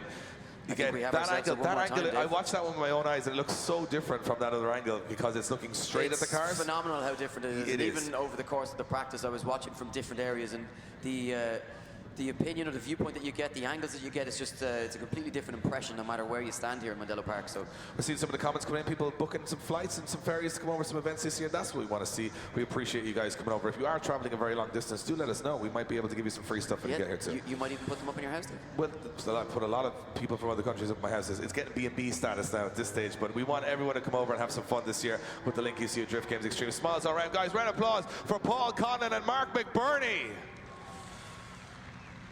Results coming in, and I don't know which way this one's going to go because it's going to come down to the first run and second run all combined together. Dan goes for a one more time. Kevin goes for Mark McBurney. And it's a Kieran goes for a one more time. It's a one more time between Paul Conlon and Mark McBurney. That's what we wanted to see. Let's go back to the judges, and guys, talk us through it. A little bit of a split decision there, but it was a battle of two halves. Mistakes on the first and big mistakes on the second. It all comes down really to the first corner. McBurney leaves tip one early. He's on an inside line, which got away with fine, but he actually dials up on angle and stalls quite severely. It was more severe when you're watching it from here, or where we're sitting, than maybe on the live stream. But on the live stream, you can see it too. And I think Paul actually was caught out by it. He had to back out completely, and he spun. A 0 is now scored. So who is at fault? Is it McBurney or is it Paul Conlon's? In my opinion, and Dan agrees with me, we think that McBurney stalled up. He's slightly, in my opinion, slightly outside of the cell zone, but he stalls up and causes that. I think Kevin feels that McBurney didn't stall up enough, and he felt that Paul was coming in too hot, was coming too fast, and that's why he spun. But like slight difference of opinion there, but I think one more time will solve this. Well, there you have it. I'm just going to go back over to Kevin O'Connell. Kevin, you saw it slightly differently. Yeah, as Kieran mentioned there, I just think McBurney was in his decel zone. He was fully entitled to slow in that area, and Paul Conlon should have been anticipating that slowdown. Fine, he might have slowed down a little bit too much, but I could see that McBurney got back on throttle just at that point where he was supposed to.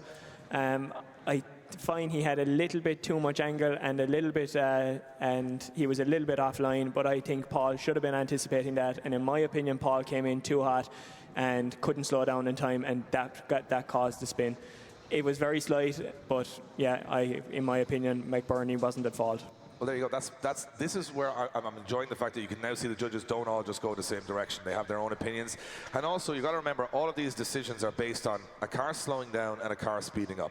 So that's if you look at a clipping zone, obvious, you're in it or you're not. If you look at an angle or whatever, that's easy. But when something's slowing down and something's speeding up, that's a very difficult thing to call. You're going to say, did he slow too much? Did he go in too fast? And you've got two things moving towards each other, which are very high horsepower cars.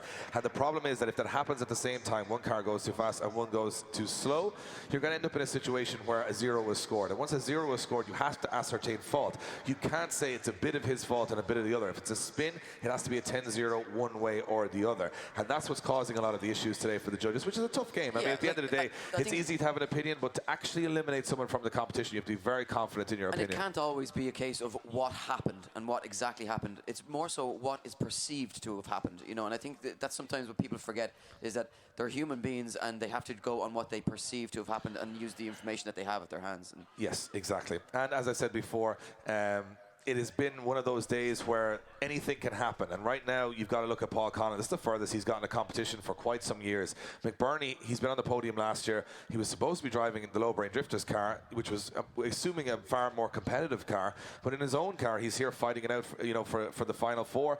Jack Shanahan's out of the competition. Mechanic puts Lee Scott into that Final Four, but I really want to see what happened with Jack Shannon's car. It looked like he was very, very emotionally distressed by what happened. We're down in the pits with Nathan. Talk us through it. What happened with Jack Shanahan?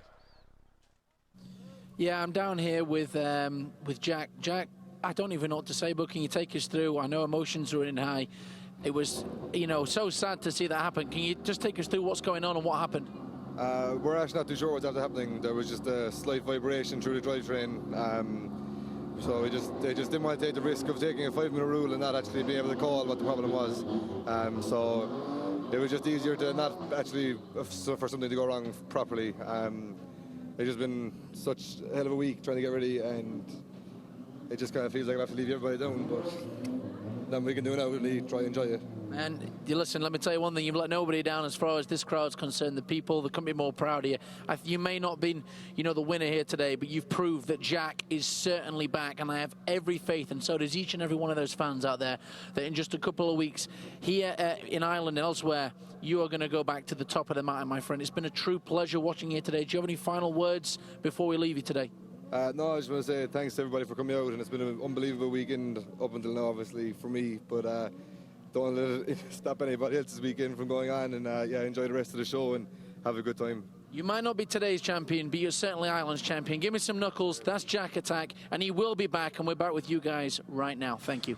Well, I, for one, want to say it's disappointing in one respect, but there is no doubt about it. Jack Shanahan drove like we've wanted to see him drive for a very long time now. He is certainly back in the mix. He's in a car that he looks very comfortable in. The team will get that car sorted. Yeah. And he has a very, very promising season ahead of him. And maybe just a little bit, one step too far this weekend. I mean, he said if the car worked at all, he was happy. I think he started getting a little bit of confidence, and then he said, I might go and win this thing, and then all of a sudden something. And this is what these events sometimes do, these first rounds. We've seen it with mechanical failures throughout the event. Sometimes it takes going to the first round and suffering those mechanical failures to come back stronger for the second, third, fourth, and fifth. You've got to remember, he's been running on adrenaline all week and all weekend, and that adrenaline just seeps out of you then in that very moment. So, and it's a tough game. Very disheartened Jack Shanahan. I've driven this. He will see the positives of this when he goes home this evening. I've driven this track in the passenger rides this weekend, and until you actually get out there and drive it, it's very difficult, very tough. It's not natural at times. You're working the car a lot more than you normally would. It's almost a real challenge of technical ability, and the actual entry, while it's blind and so fast on the regular layout we do here, it's actually a lot easier than that entry to actually get right, because it's just foot to the floor, and if you get the right line, you wipe through. Here, you've got to think so much about how you're slowing, when you're accelerating. The judges have indicated the lines on the track where you should be back on throttle in driver briefing area this morning, and that's what they're watching for on these rear wheels, these lock-up, when the wheels start spinning again. It's hard work on the judges because it is very difficult for their job to do, and to be as fair as possible. What I am excited by, though, is this new start to Irish drifting with new names. I mean, Caldwell and Alan Hines, you know, Lee Scott, and whether it's McBurney or Conlon, I was going to say new names. Paul Conlon's been around long before I've been around, but it's nice to see a new, fresh faces up towards the podium end, and guys that have put so much work in behind the scenes for years now being considered some of the best in the country. And that little bit of confidence, yes, sometimes you might get a bit of luck, sometimes that's part of it, but that bit of confidence that you get starts to build you as a person and a driver, that you can believe you can do it again, and you get better as you go along. Well, look, be it McBurney or Conlon, we're going to have 4 drivers who will go home from today, regardless of whether or not they finish on a step of the podium, where they finish on that podium, who will go away from today thinking, I can do it, I can compete at the highest level.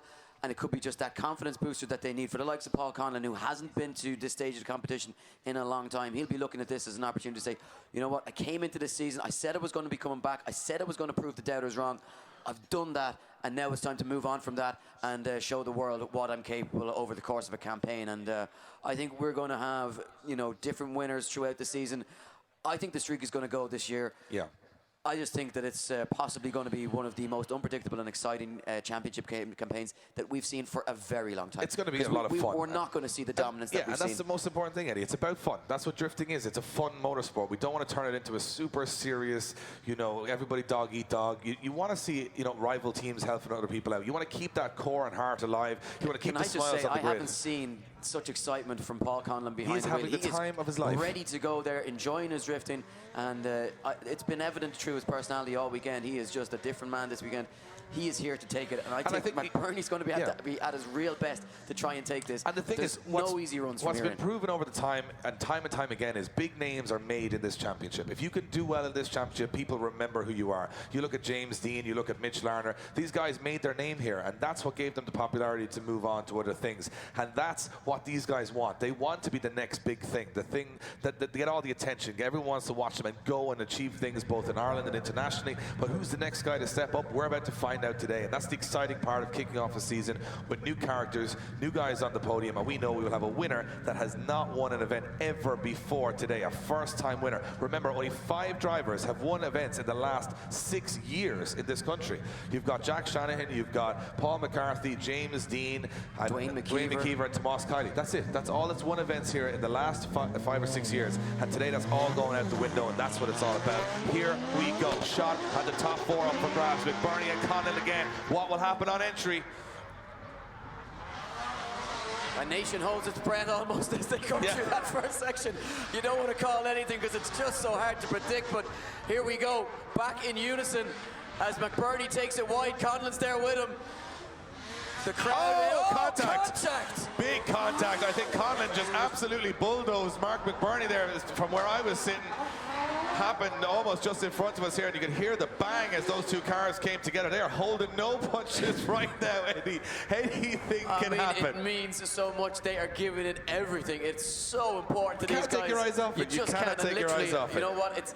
It's almost painful to be in the position where you have to commentate on it, because I just want to sit back and enjoy it and watch it. And I mean, look, we're going to carry this momentum into Dunleary in a couple of weeks, and that's what it's all about. We want Irish fans to come down, fill those grandstands, scream and roar, and make these guys go even harder.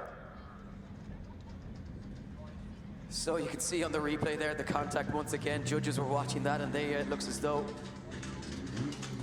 they have their decision made on it. Still discussing it actually there, but you can see these guys, Conlon and McBurney, you know, no games being played between these 2 guys. They'll know each other well, and they will be just gunning for that final place in the final 4. An opportunity to go up against Lee Scott, and I mean, this is just getting nail-biting, and it's almost more exciting, Dave, that we have the we know that we're going to crown a new winner here, and I think that's what we're all something that we don't get to see very often. I think it's really, really nice to be able to say I was part of this history that's going to be part of the history that's going to be seen here today.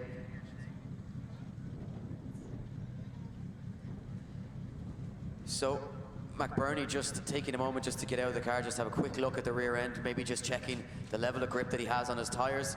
And of course, he's allowed to look at his car, but not allowed to change anything. We're looking at marshals are having a good look around Paul Conlon's car now. He has called a 5-minute rule, so he doesn't have another one unless he was to go into the final 4.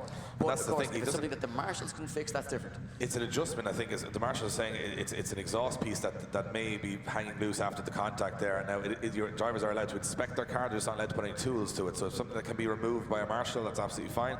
If it needs any mechanical repair from the team, so look at that hit though from Paul Conlon. Mark McBurney, he was definitely that was a good pretty for it big anyway. hit, because he went, you know, flying off circuit, not even just into a spin. It was almost like he was thrown out of the arena.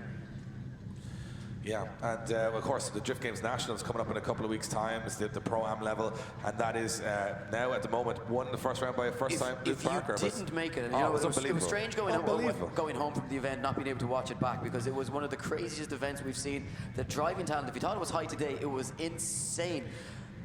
If you didn't score above an 80, you didn't even get into the competition. Qualifying in the Drift Games Nationals was higher than the Extreme this weekend. That's how competitive that. That's in Watergrass Hill in a couple of weeks. Check our social channels. You'll be able to check out when that's on. That's in Watergrass Hill. We're sending 75 guys up over the hill in Watergrass Hill, and then the week after we're in Dunleary. Remember, tickets on sale if you're in Ireland. There's only 2,000, and we've seen them go for big prices in the black market, as we say, on the Dun deals and online Facebook stuff. Even if you're not in stuff. Ireland, if you're in the UK or anywhere where you get a cheap flight, it is more than worth it. And I mean, it is in one of the most picturesque places in all of Ireland. And so if people talk about streaks in the Pro-Am level, streak is gone. It's done. Luke Barker finished it. Pro-Am level is gone. It's just the Pro level left. And I think the way things are going, it might not last to the mid-season the way things are. And then Paul Conlon thrown in. McBurney trying to get nice and close on initiation. Big angle for McBurney, taking a risk here. Yeah, big angle from Conlon as well. But look at this, Burney right on the door. They make contact, but they stay going. These two guys giving it everything, fighting tooth and nail. True Link ECU corner, side by side. Conlon onto the wall, McBurney follows suit, hugs that line as he's done so well all day. Conlon missing the penultimate clip and across the line. Guys, make some noise. We are down to the final runs of the day, and things are heating up. Incredible aggression from Mark McBurney, who just didn't need it. I think, you know, the contact, well, from where I'm sitting, and I've been wrong many times today, it looked like Conlon's fault, but McBurney wasn't taking any chances. He knows this went to a one more time on something similar. So will Mark McBurney make it through to that top 4? Will Conlon pull it out the back? Guys, give a round of applause. The decision drops in. Conlon to the left, McBurney to the right. Who's going into the semi-final? One vote for Mark McBurney, and Mark McBurney's going to the top 4. Mark McBurney's going to the top 4 to go up against old rival Lee Scott. And we have Caldwell, Scott, McBurney, and Hines. And do you know what the most impressive thing about that statistics is, Eddie? They are the guys that started at the Irish Amateur Drift Championship 3 years ago. They were the top 4 in that championship. Here we are 3 years later, showing the progression in Irish drifting. If you go through the ranks, amazing stuff. I mean, what I was only thinking about, we were talking about this progression, this new blood. You got to look to the past before you could look to the future.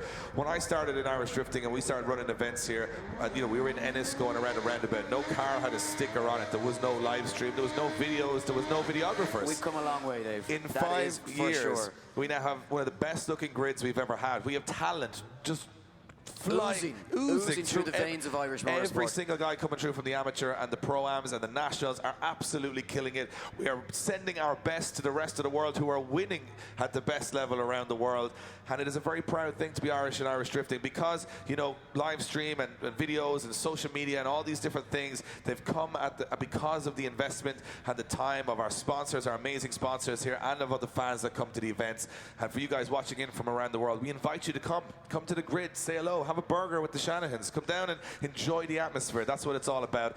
And we want to wish you guys the best from wherever you're watching in around the world, whether you're in bed in Australia watching, or if you're in the UK. We want to thank you all for watching on. And you guys in Ireland, you got to be here. You got to support this, because it's one of those sports that we could very well be the best in the world at, and you need to get here to support those guys, because they are probably going to do big damage around the world for the next couple of years. You want to be here when it started. I was here when James Dean, you know, was booed by people by winning so much. I was here when when Dwayne McKeever was struggling and he was, 13th and 14th and 15th in the grid. I was here for those days, and it's nice to look back and see where they are now and wish them well, and even wishing Mitch Larner, our adopted son last year, who made his name here in Ireland and really learned the grasp of his competitive drifting, and went off and smashed it in Formula D at the first round. And it looks like we are going to go back to the start line and reintroduce Mike Fitzgerald for his cameo appearance. I'm going to take a break because we've got 3 runs to decide who's going to get a year's supply of Mobil 1 oil as those top 4 put on their tyres and their fuel. So we're going to see first on the line is going to be John O'Hare. But guys, before he does, I want to hear a little bit of noise from the grandstand. We're almost done for the day. On your feet for 3 drivers. They're going to do 3 runs of the circuit. Highest score going through, scored by the judges. I'm joined by Mike Fitzgerald. Hit them with a wall of sound, guys. Build them up and they'll put on a show for you. Well, they're a little bit quiet out there, Mike, but you know what? You and me, we're excited about it. If they're not, we are. Highest score wins. Jono being sent. Judges scoring the runs. Here we go. Through the chicane comes John O'Hare. Yeah, we're going back in like about 6 or 7 years ago in Irish drifting, almost a super lap here now. Super lap, that's exactly what it is. John O'Hare does a backwards entry on that lap and holds it. Gets it through the clip just about, misses the wall by a little bit, but holds it together. Should have done that in the backwards entry contest. Well, look, we talk about John O'Hare, about being nervous and being a really capable driver. Now, he's about to go into a spin here, okay? But I mean, it was pretty perfect up until then. Commentator's course, Yeah, John O'Hare. it was pretty good up until then. And John O'Hare, if he could control himself, is an incredible driver. And he's just showcased it there, bar that one little glitch, which, we'll edit out of the feed. And anybody watching out, in future, Commentator's course for John O'Hare. Guys, give him a round of applause.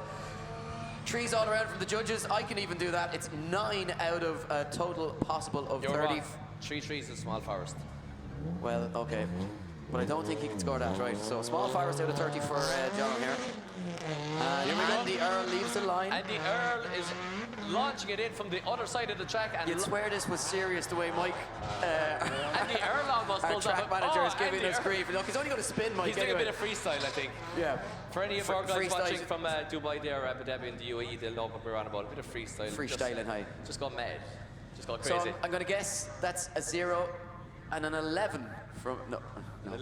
A 0 all around, so yeah, spin. Pretty obvious. Nobody wanting free oil here. You really need to go to the judges for that one. No, nobody wanting free oil yet, I don't think. Nobody wants free oil. And yes, a good reminder that the prize that is up for grabs here is a year's supply of Mobil 1 oil, which, of course, they are a title sponsor and donating this prize, which is very generous of them. And if you're maybe having some issues here, possibly, is he? Performing an oil change on your car, why not log on to mixgarage.com, buy some Mobil 1 oil, service your car. Keane's only making sure that Christy Carpenter is actually using Westlake tyres.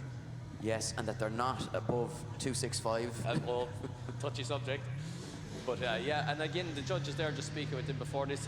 Nobody gets how hard this first corner is. It's putting everybody off. It's making very good drivers look average. With Christy Carpenter here, with bodywork flapping, is far from an average driver. Comes in nice and tidy, picks it back up, this runs is the nice wall. From Christy Carpenter. Nice and tidy in the car, just out of the box, just like Jack Shanahan's GT86, working straight out of the box. Bodywork flapping here in the breeze. Lovely through all the clips they did. Yeah, not a bad run for a man on road tyres, Mike. So Christy throws it down onto the wall, and I think we may have a winner here, because that was a pretty flawless run. Well, say nothing yet, Eddie. I would say nothing. What do I know? I've been known to be wrong on every occasion. Once or twice. An 8. Go on, make it easy. That's 8, 16 and 24. 24. Good man. And I think we have a clear winner, and a man who probably didn't need the year's supply of oil. How many cars do we have? 6? 3. 3. Because we were going to have a battle, but then we didn't have 4 drivers in the absolutely. Yeah. So that's it. Christy Carpenter is our winner. Christy Carpenter gets free tyres and free oil. Yes. I mean, it's unfair advantage, really. It's a monopoly. Thank you very much, Mike, thank you very much for joining us. We will obviously be talking to you again throughout the season, and I look forward to that. Thank you, guys.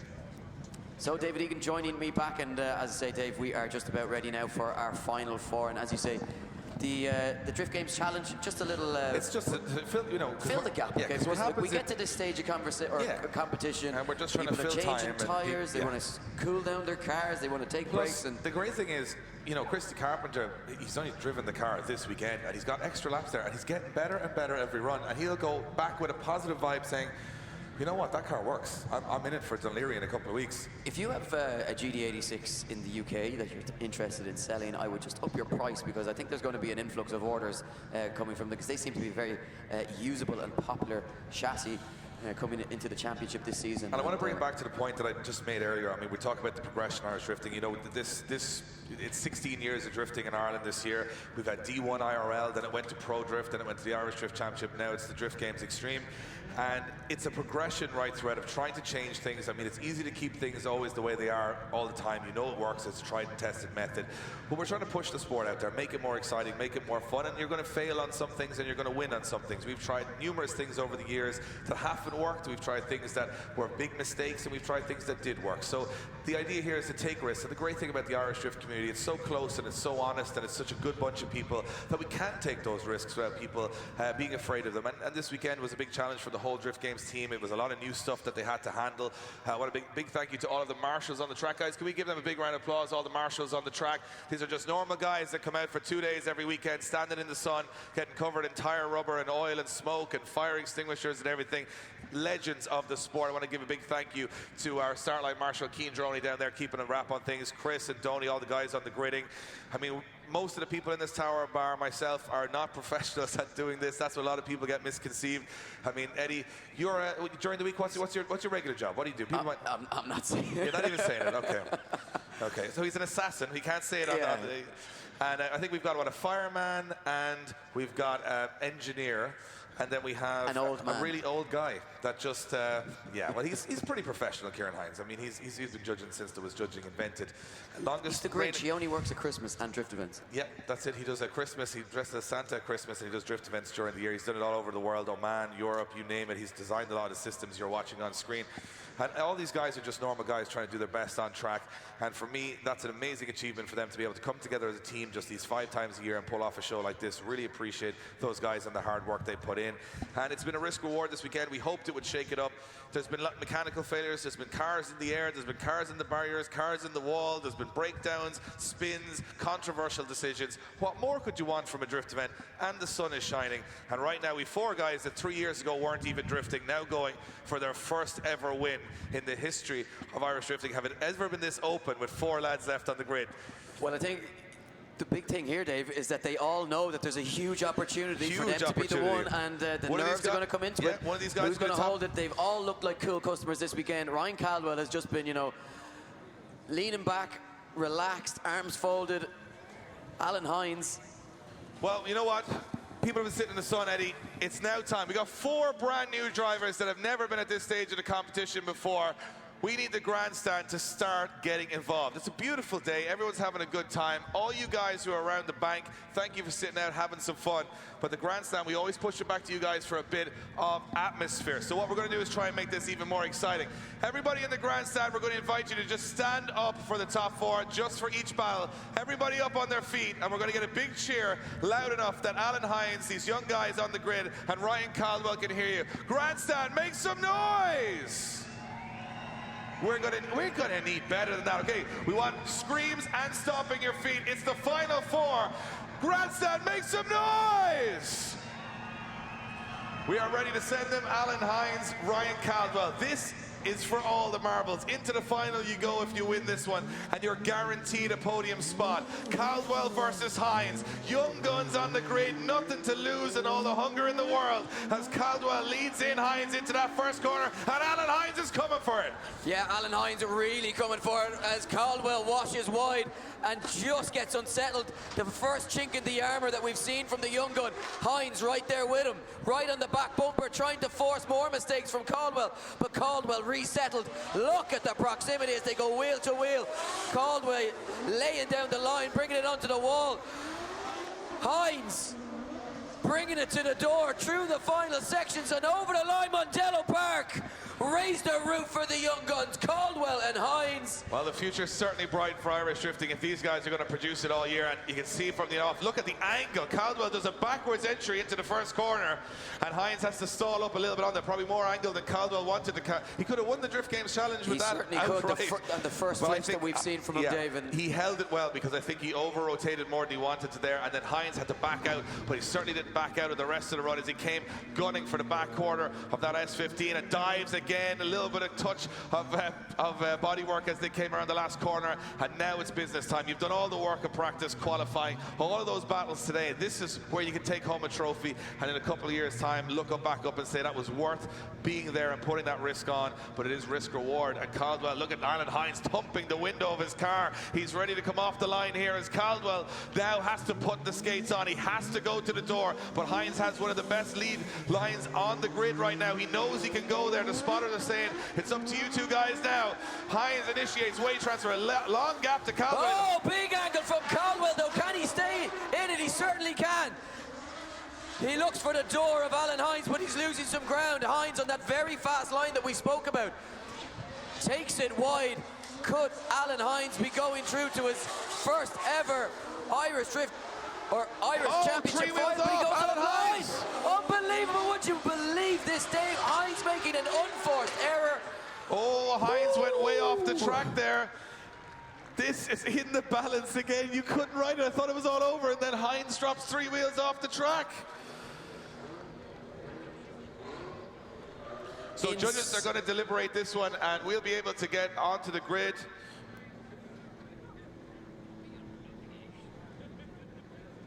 Nathan's going to go down and have a chat with both of these drivers. Alan Hines, Ryan Caldwell, the future of the sport. Grandstand, raise the roof! Oh. And this is where it's going to get very, very interesting because the judges are going to watch every one of those pieces. Nathan, you're down there with the drivers. That unbuckling those helmets, the pressure of these guys. I mean, you're talking 17, 18, 19 years of age out there doing this stuff. There they are, Alan Hines getting out of the car. Nathan, what's the feeling down there? Down here. What was the result? I didn't hear the result. What happened? Do tell me. Tell me what's going through your mind. Tell me what's happening. I don't know what's actually happening. I don't know what's happening either. Someone tell me. We don't know. Nathan, we haven't got a result yet. Are we waiting? Right, okay, we're waiting. I get confused. I've only been here a year. Talk to me. I don't want to. What's that? How do you feel after that? How do you think it went? Just don't touch me again, okay? Try not to, but tell me how you're feeling. Come on. I'm quite excited. I feel nothing right now because I'm trying to take in what just happened, I suppose. Ryan and myself had an awesome battle there, so I don't know. Whoever wins out of this thinks deserves it, so yeah, let's see what happens. Do you have an inkling on what you think's just happened and if you think you took it or not? We both had big mistakes. He had a massive mistake on entry. I had a massive mistake here on the exit, of course, so it really depends what the judges see. What they see. Yeah, exactly. Amazing. Alan Hines, pleasure chatting to you. Let's go and have a quick chat with Mr. Caldwell. Ryan, how do you feel, man? How do you feel after that? couple of mistakes from either of you there? Alan said some very nice things about you. Do you think you've done enough? I don't know. I lost a bit of grip in the rear of the car, but I don't really know. We'll just wait and see, I guess. Well, back onto you guys as we await the decision. Thanks, guys. Yeah, and you know what? Sometimes you can see it in a driver's eyes if he knows he has it or not. Both of these guys do not know because there's big errors from both drivers. The results are dropping in. Going to the final. Kieran says one more time. We're going one more time. Wow. I think Alan Hines put it perfectly. Yeah. He had a big mistake. I had a big mistake. Was it, guys, a tale of two big mistakes? Yeah, you just said it, Dave. Look, the first run was absolutely awesome, but Caldwell had a massive error on initiation between 1 and 2, savagely over-rotating and nearly going into the wall almost. Then Alan played it cool there from 1 to 2 and then just absolutely dived onto his door, stayed there for the whole way, and some of the best proximity that we've seen all day from Alan. And for the second run then, Alan had a blistering lead run up until just in front of us here between clipping point 8 and 9. He unfortunately put 3 wheels off. Up until that point he even had an advantage. He'd gained such a gap from Caldwell, but unfortunately that gap was overturned because of the 3 wheels off, which brought it back to a 7-3 for each run, and we had to see him go one more time. So one more time. We can't even get to the fun. Everyone is just, they're there and then they're not there and the car breaks and then there's a 3-wheel off, and Here we go. Lee Scott, Mark McBurney. Now, I watched these guys in wintry, rainy conditions down the backtrack with about 8 people watching 3 years ago at the Irish Amateur Drift Championship when no one knew who they were or even And when it cared. was cold. And it was cold and it was miserable, but they fought through those championships, and these are 2 guys that have gone out and proved their worth at the top level. Shows how quickly you can get it done with the talent these guys have. Both have had issues. McBurney's not even supposed to be in this car this weekend. Lee Scott has had the radiator fall out the back of it. He's had a wheel come off. He's still on the grid. He said he's no alignment done. McBurney's car is hanging by a thread. You can see the damage on both ends of the cars.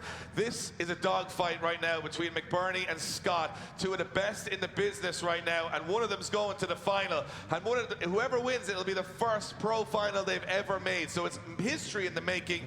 It could be their first big step to greatness, but McBurney will lead in Scott through the gears and up the straight and in under the bridge. Will it be McBurney? Will it be Scott? Here we go. Yeah, McBurney coming with that big angle once again. Scott just keeping himself poised here. Now switches onto the door and they're side by side as they come through the midsection and throw big angle at it. McBurney goes high and Scott loses some ground. Problems for Scott, Dave, as he straightens up. Can he find something through the latter stages, dropping wheels, and it's just falling apart for Lee Scott. And McBurney goes wheels off the circuit. Scott's got issues with the car. But The car Scott doesn't look like it's holds together. You can hear it. He lost power coming out of the transition. He lost power massively coming towards the wall. Really scary moment. And he had lost ground on McBurney. It mightn't have been as obvious. But watch this. As they come through here, Scott goes back on the power right about here. And he just a little cut off. And then he tries to go again. Straightens up a little bit. Comes back in again. McBurney knows such issues. And this is where it shuts down. Look right here. The smoke. Boom. You can see the back. Is the back wheel wobbling on that car? I'm not sure exactly what's going on. And right here, as he goes to the wall, no power at all. It has to shut it down and straighten up.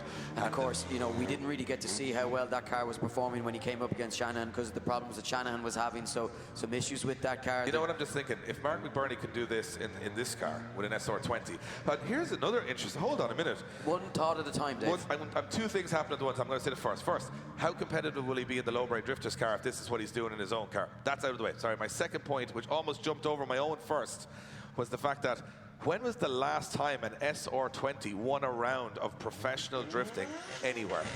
Not recently. I would say, if I'm not mistaken, it's definitely over maybe 7 or 8 years. It would probably go back to James Dean in his RX-7. James Dean is RX-7. So that's what, 6 years ago.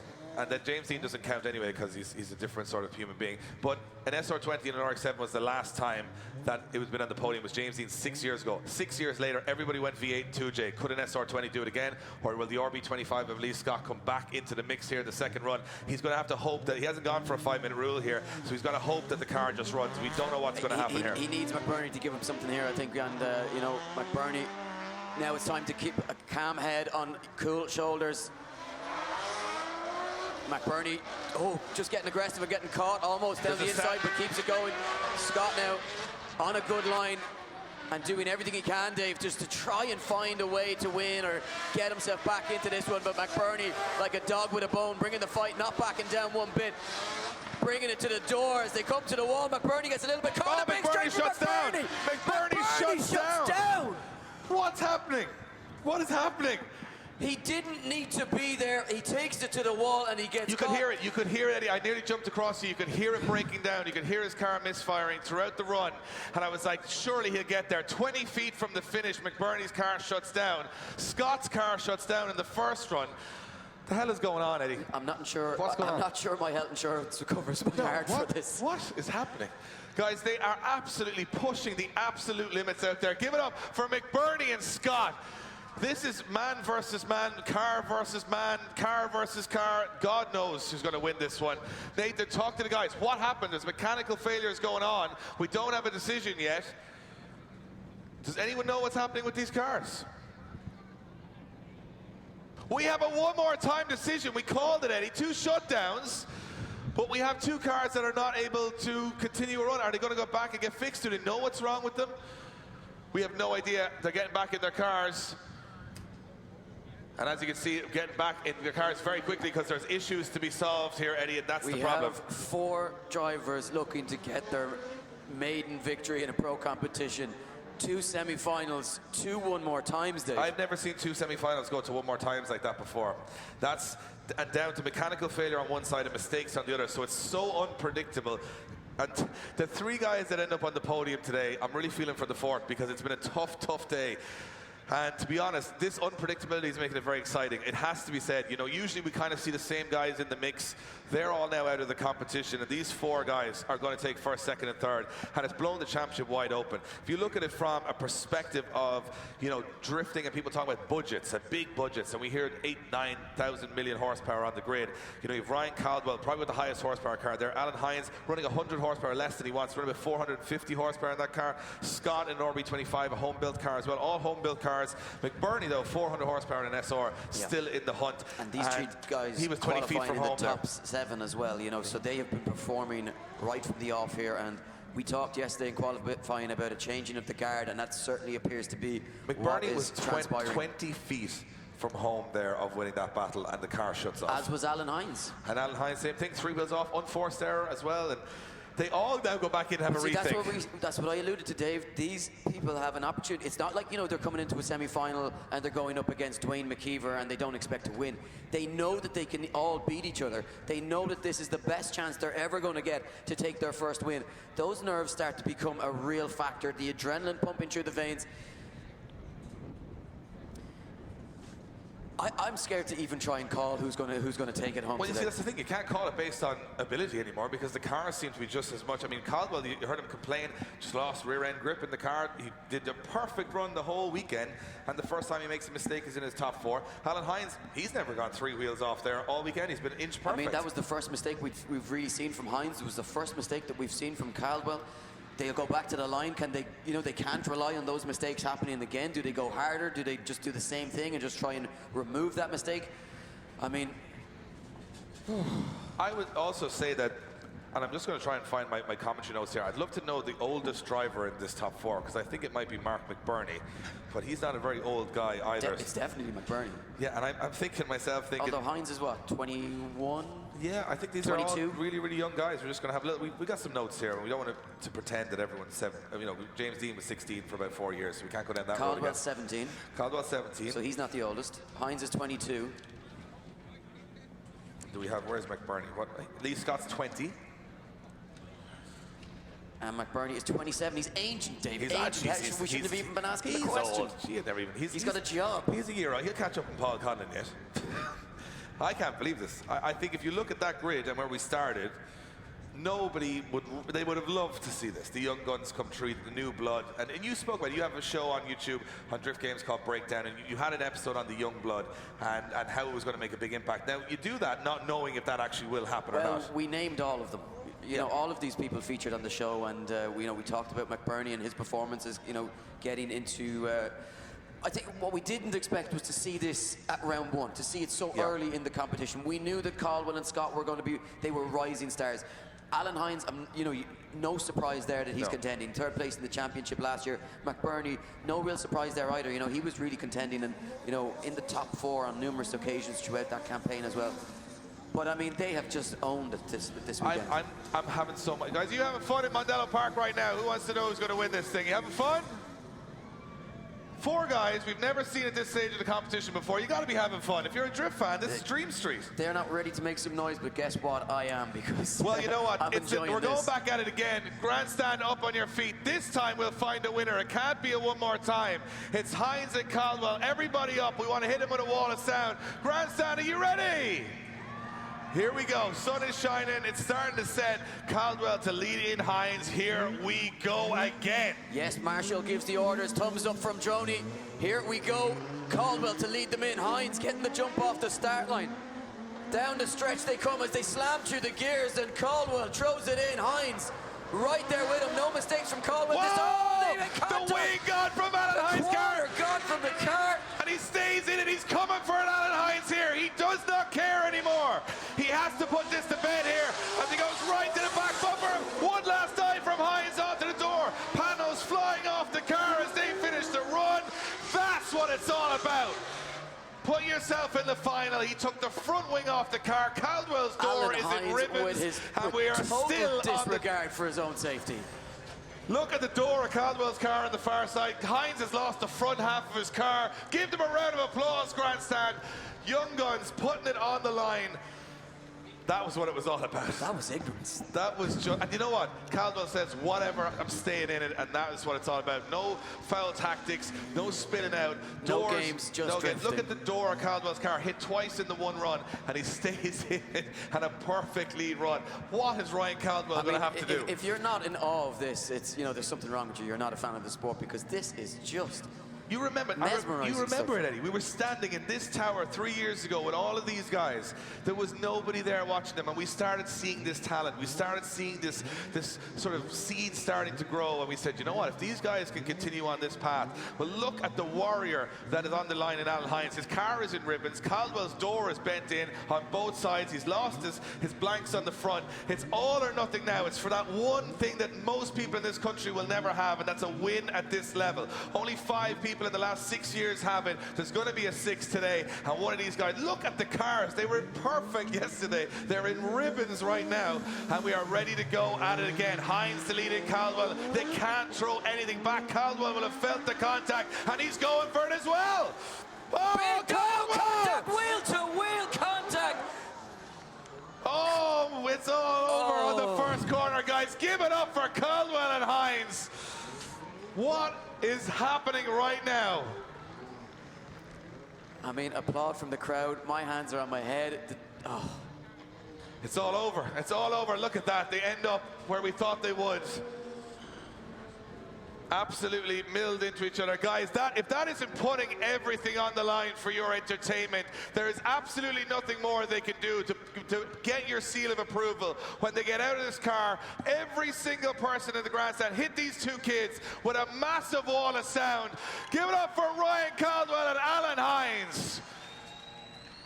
That is what it's all about at this level. Guys, make some noise! I mean, is there going to be any cars left for a final is what I'm worried about. I'm watching the replay of that one, Dave, and you know what? Oh. So it looks like we will have a result coming through from the judges. There has to be a decision. Will it be Alan Hines or Ryan Caldwell going through? It'll come down to that contact on the second run. 1 vote for Alan Hines, and Alan Hines is going to the final. Alan Hines is going to the final with his car in absolute pieces. Nathan, you're down there with Alan Hines. He's just picked up the win. He's going to his first ever final.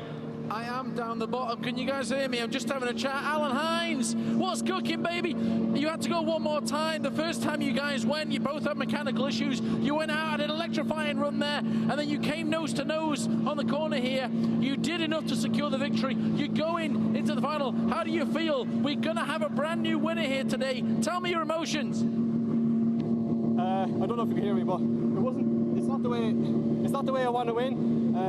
When Ryan hit me, I've been having a few power steering issues, and the car just locked on steering, and I tried to power out of it as best as I could, trying to get back going again, but I couldn't do it. So sorry, Ryan. He asked why I didn't continue on, and that's my reason why. So look, we're on to the top final, but look, it's not the way I wanted this to go.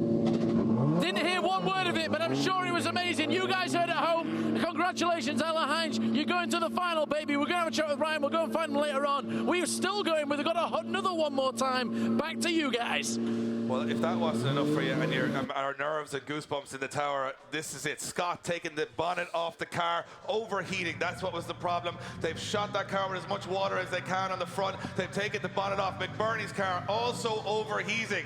And they go at it again for a shot in the final. Dare I say, expect fireworks, Dave. There isn't a panel straight. Lee Scott's had the axle off the car earlier today. He said he's been up over his own wheels. McBurney's hit every wall in the place. They're still fighting for a place in the final. Here we go. McBurney in the lead, Scott in the chase. Will any car finish the bloody run at this stage? We have to find the winner as they come through the gears. Scott's going for it again. Yeah, Scott going for the door. McBurney going for the wall. Scott hunting again. They come towards Link ECU corner. McBurney dials on the angle.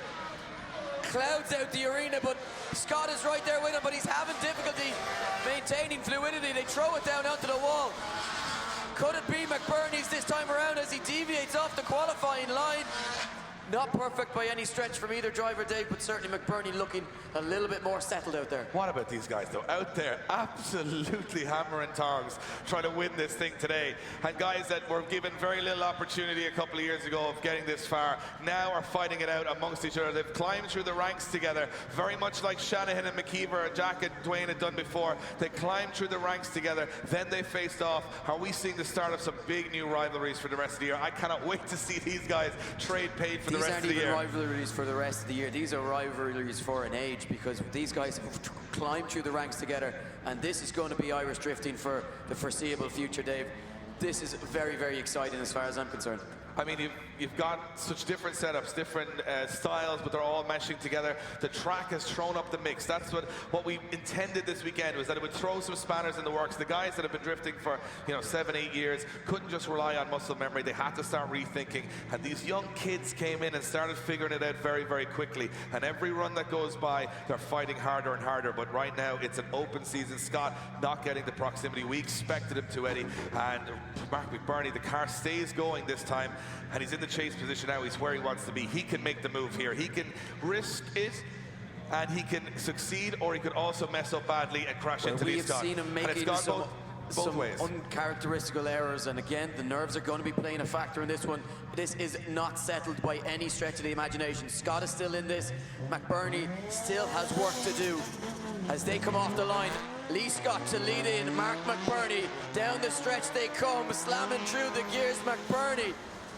Can he go on the door of Scott, or will he just hold off? McBurney bogs down. Scott throws it onto the wall. Bogging down. He's got a misfire. But he's got it going again, Dave, and he's staying in it here, doing just enough now as he goes hunting for the door of Scott. McBurney's car doesn't sound good at all. He's hammering the clutch to keep it going. Scott drops some wheels, McBurney drops some wheels. Can McBurney's car stay going? He's hammering the car home. He makes it home. Is it enough, guys? This is insane action on track here at round 1 of the Link ECU Drift Games Extreme. It's exactly what it says on the tin. On the tin. I don't even know anymore, Eddie. It's extreme. That's what I was trying to get at now. It's tough, yeah. It's tough. It's emotional. You don't know what's going to happen. I can't take my eyes off it. It's insane action. It's what we wanted it to be, and these guys are pulling out all the stops. You can see Lee taking another lap around the track off camera just to cool down the engine on his BMW, which started life as absolutely beautiful on Friday evening and is now absolutely destroyed as they get out of the cars. Once again, grandstand, you got to do your part. Give it up for Lee Scott and Mark McBurney. A decision has to be made at this point. It cannot go one more time again. So, the mistakes on both ends and some breaking down, and they're having a look at the replay, and they're having a little deliberation about what's going on and having a little conversation amongst themselves. Let's see what happened here. You can see initiation from Lee Scott. This Mark McBurney chase. McBurney hangs it out at an angle. Look at this, hangs it there perfectly and transitions back. Has a little straight. You can hear the car break down there. That's where it just literally, not sure if you guys could hear it at home, but it broke down completely. The car just stalled. He kicks the clutch and it goes again, and you could hear it breaking down and missing the whole way around, but he kept it sideways enough. Scott goes out wide, drops maybe 2 wheels over. McBurney stays inside. Insane action on track, and whoever wins this thing has deserved it, that's for sure.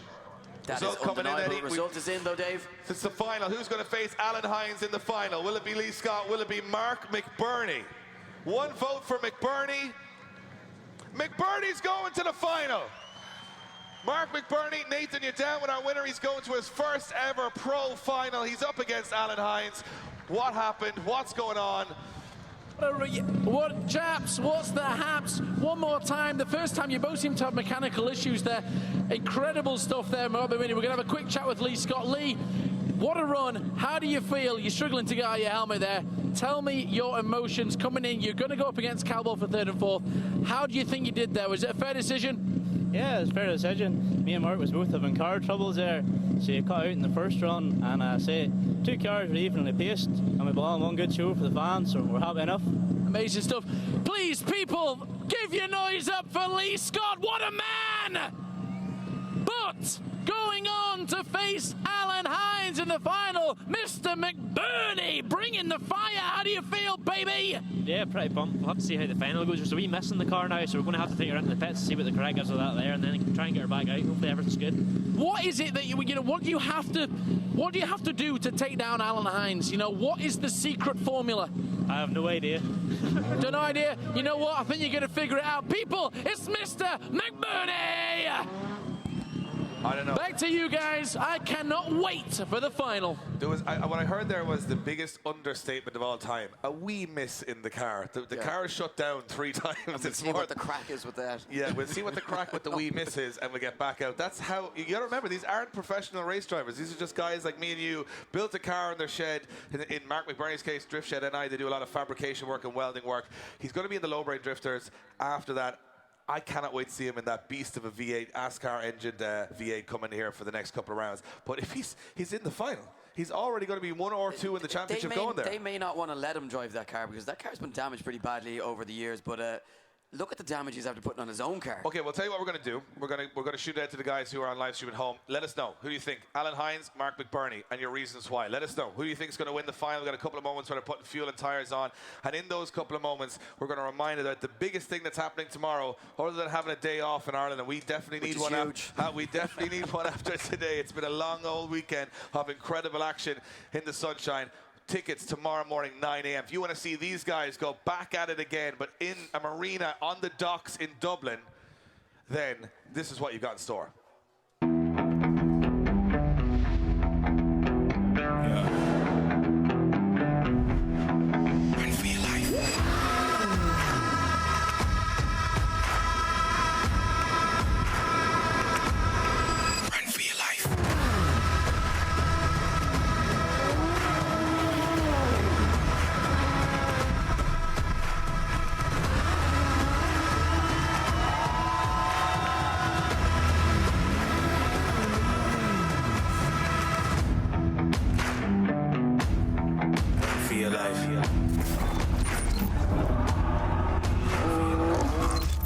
So there you have it. Tomorrow morning, 9 a.m. Tickets go on sale. There's only 2,000 tickets available. When they're gone, they're gone. And don't be looking for them, 2 days before the event. Don't be calling me.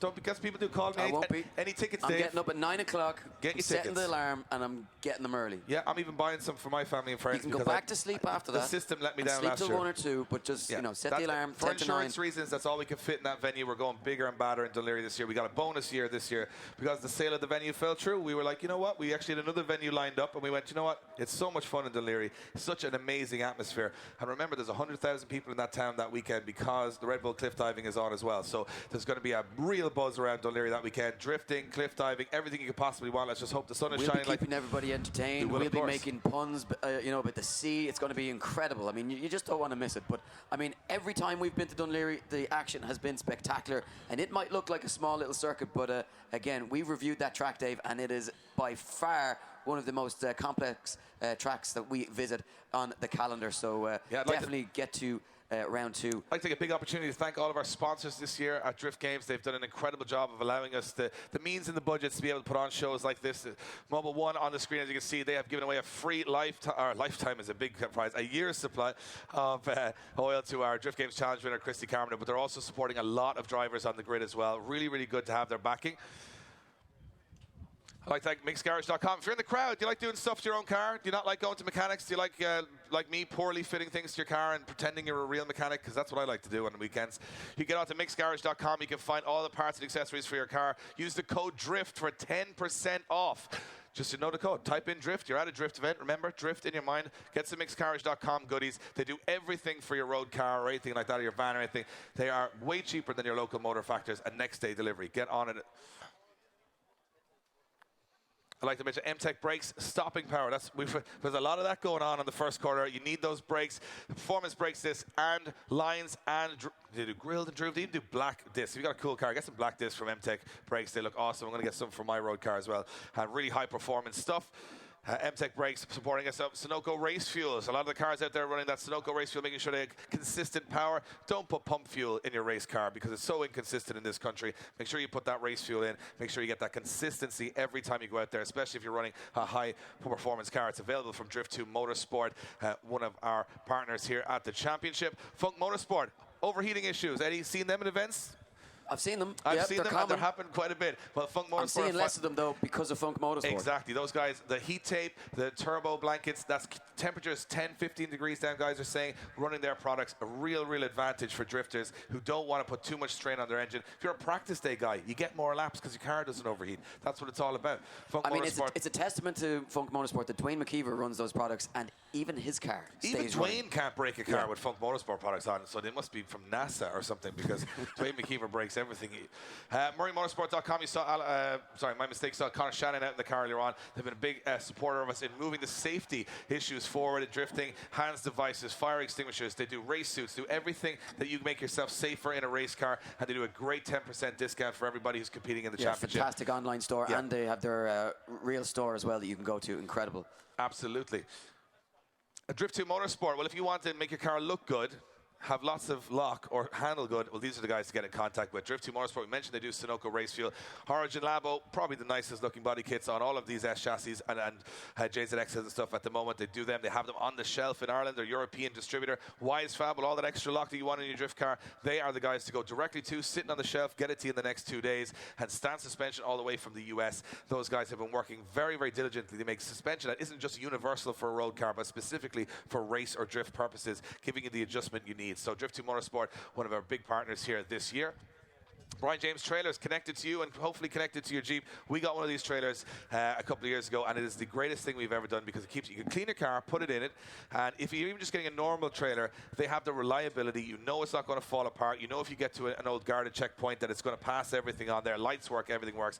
Industry standard trailer tech in the north of Ireland will hook you up there with a very special price on one of those, and we're giving one of those away actually to the winner of the Link ECU Drift Games Nationals, €10,000 trailer to amateur drifting this year. Big shout out to Brian James. They're all our sponsors here at the championship. We're waiting now for the 3rd and 4th place playoff on the final, and you can't go anywhere now because what is going to happen?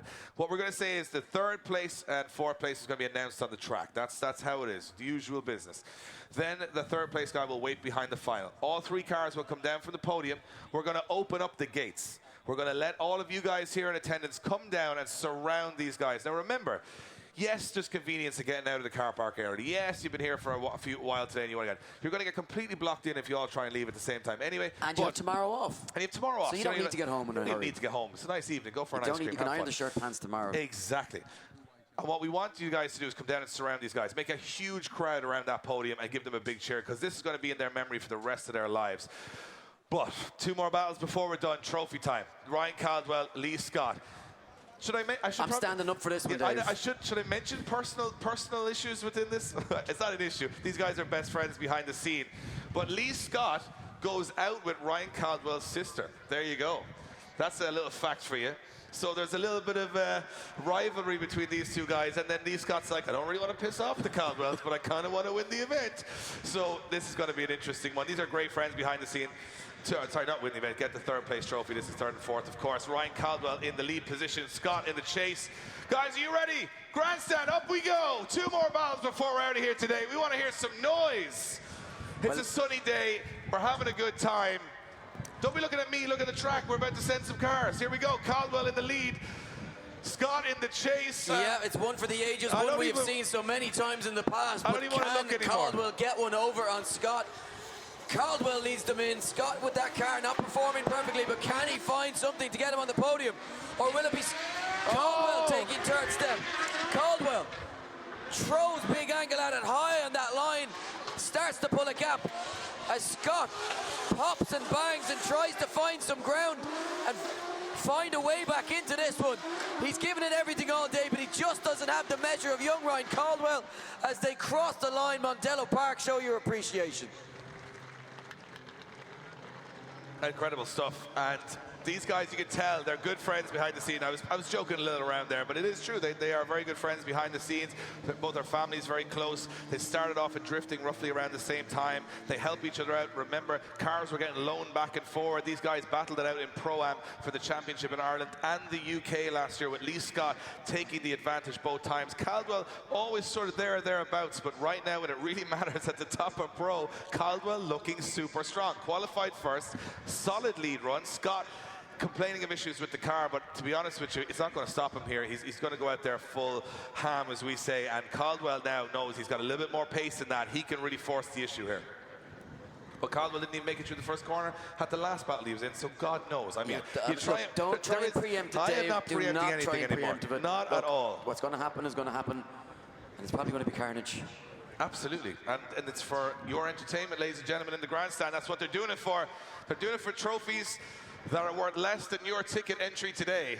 But they're doing it for the pride. They're doing it for. Sound so cheap. Hey, it's not about trophies. It's about being the best in Ireland. That's what it's all about. You could give them €1 million trophy, they'll still put it in the back room. It's all about looking back on this live stream the day they were the best on that track. Ryan Caldwell in the chase position. I think Caldwell's going to go for it here. I think he knows Scott. Look, these guys never hold back. There's no such thing as holding back. Scott going to lead them in, though. The final run of the day for these guys. Who's going to take it to the podium? The playoff run. Lee Scott, Ryan Caldwell. Into the first corner safely. Scott just gets a little bit caught up now. Gets back into it. Caldwell right there with him. They swing it back. Will we see them go door to door as they come around by Link ECU? Caldwell poised, positioned, ready to attack on the wall and in front of the grandstand through the final sections. Scott can't shake Caldwell over the line.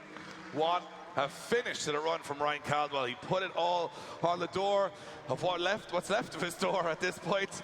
Guys, we need you all around attendance in Mondello Park. Give these guys a big round of applause. Incredible stuff. It's for third place on the podium, and unfortunately one of these guys won't go home with a trophy, and that's the really harsh part right now, is that they won't go home with a trophy even though they have battled tooth and nail. And we will be hearing the reactions from the drivers after we get the results. Let's see who's going to take it. Scott or Caldwell. It's third place on the podium as they get out of the cars. Guys, again, big round of applause for these young guns putting on a show, showing the future of Irish drifting is very, very safe. But we have got a result. Slide him left for Scott, right for Caldwell. Who's going to take third place? One vote for Caldwell. Caldwell takes third place. Ryan Caldwell takes third place on the podium. Guys, give it up for Lee Scott in fourth position. Nathan, you're getting the reactions on track. What a battle, chaps. That was incredible stuff. Amazing stuff. Caldwell taking the nip, going in for third place. Now, I didn't realize how well you guys knew each other. So let me just get this right. You go out with his sister. So either way, it was going to be some awkward pillow talk for you later, weren't it? You couldn't win, pal. Congratulations on being third. Have you got any final words? You look happy. You've made fourth. How do you feel on the day overall, pal? Yeah, so happy. The team worked so hard getting the car out. Happy to get to the top four, and I say Ryan's an awesome driver, and here can't complain, get proud to Ryan, like a salvage driver, and it explains for itself. And there it is, incredible stuff. Caldwell, give me some words. The man of 6 billion words. Tell me some. Nobody enjoys a battle with Lee Scott, I don't know. They shouldn't even be driving. Why? It's amazing. Amazing. He feels amazing. Ladies and gentlemen, please give it up for both of them. Guys, give it up for both of them. Give it up for Lee Scott and Ryan Caldwell. Lee Scott. And the man of 20 billion words, Ryan Caldwell. You know what this means? There's only one battle left. It's the final. It's the Fine Hinds going up against Mr. McBurney. Handing it back on over to Powerhead in the commish.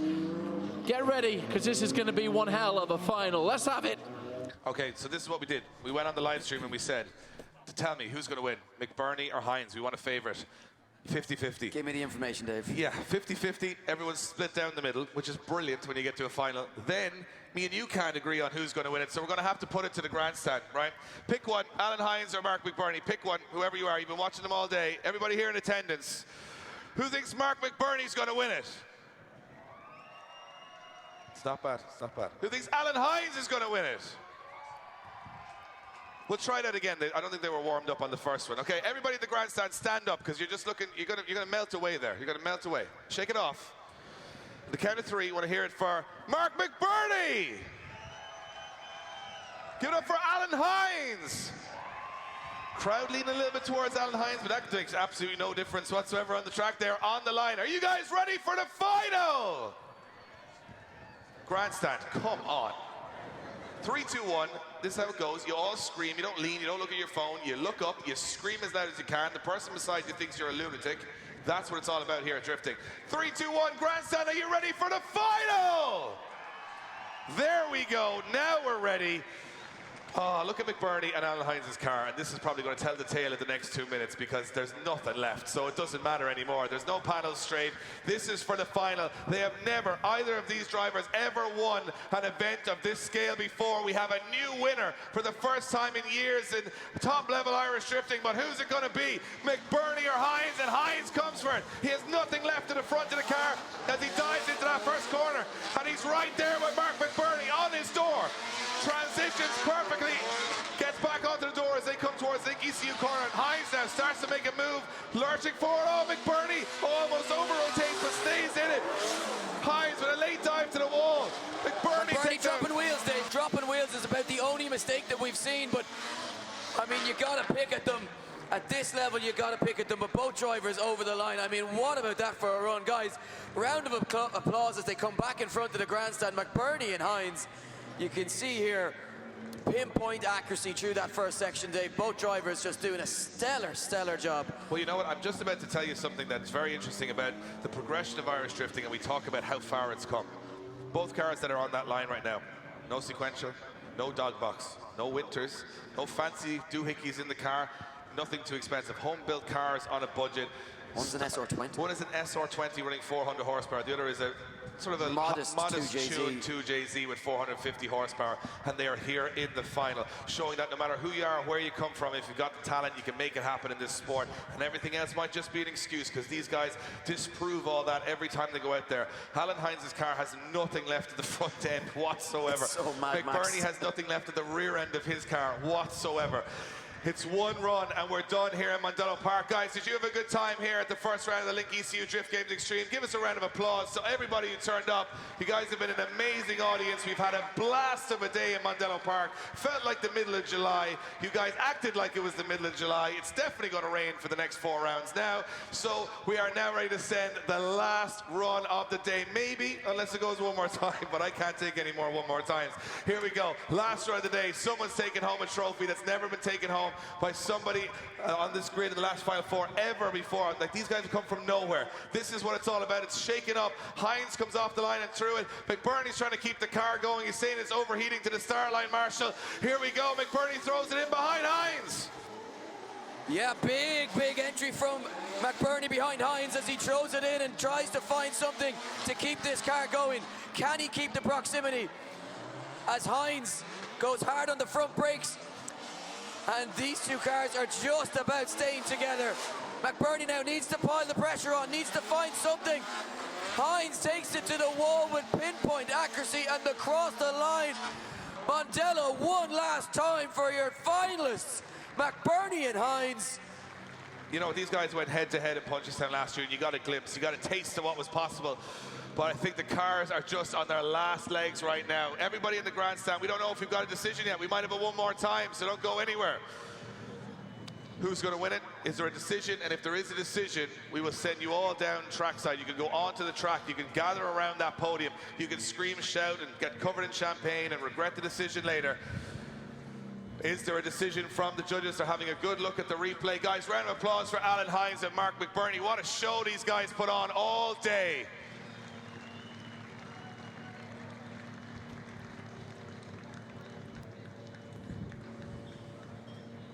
So judges just taking some time to watch the replays and make sure that they have everything that they need to make their decision. I mean, it was a crazy final. Two guys giving it their all, but one way or another, we are going to have a brand new winner of an Irish Pro event here in Mondello Park. Isn't that exciting to start the year? I mean, look, to be honest with you, I've been the excitement's been running through my veins. I've been struggling to speak the last few runs. The team behind the live stream have kept telling us, sit down on your chairs when it comes back on camera. We've been wandering around here shouting at each other and nearly falling out of the tower because it's been a lot of fun. And it's only the start of the season. A lot of cars not, you know, up to spec. A lot of guys having mechanical failures. It's only the beginning, and we have got unpredictable. Okay, so do we have a decision from the judges?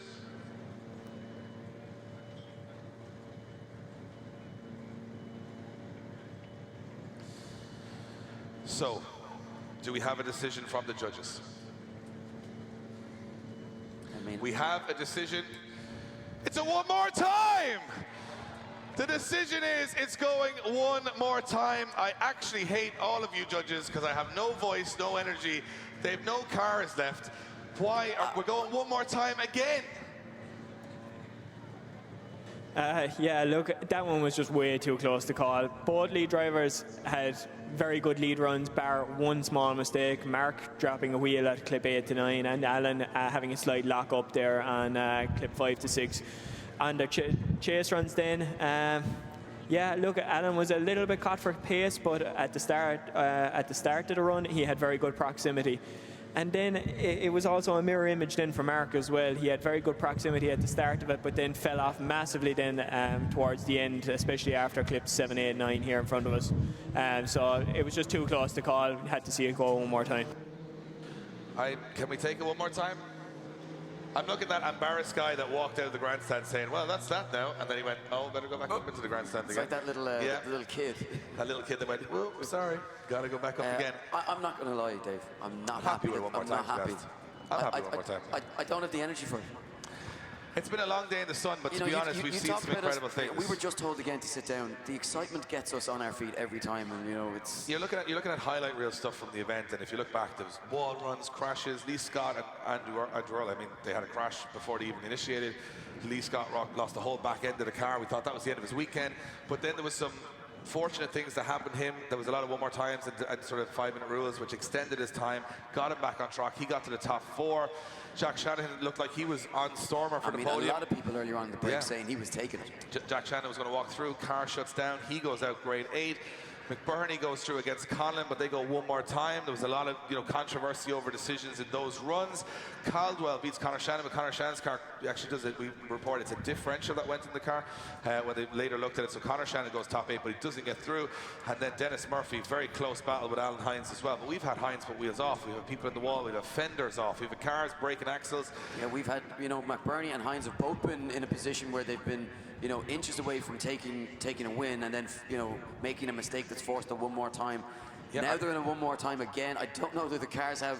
I don't know how much more. As far as McBurney's concerned, I mean, his that low-brain car better be ready for round 2, because I'm not sure if that car has anything left in it. It better be ready tomorrow, because I think that 180 has done everything it can possibly do. He is pedaling that car beyond. You can hear it breaking down on the transitions. He's fighting that car the whole way around. But Alan Hines' car, he's not on. They put that car together yesterday morning. They had an oil leak. They had no alignment done. It was just banging together for qualifying. That's how last minute everything was. They had engine troubles over the couple of weeks. There was a lot of late nights running all over the country getting parts. And when it comes to a final like this, it becomes all worth it. When you get to this level, you forget all those hard nights in the shed and all the misery and all the money that you've spent, and no one has a penny left in that paddock trying to get these cars here for this weekend.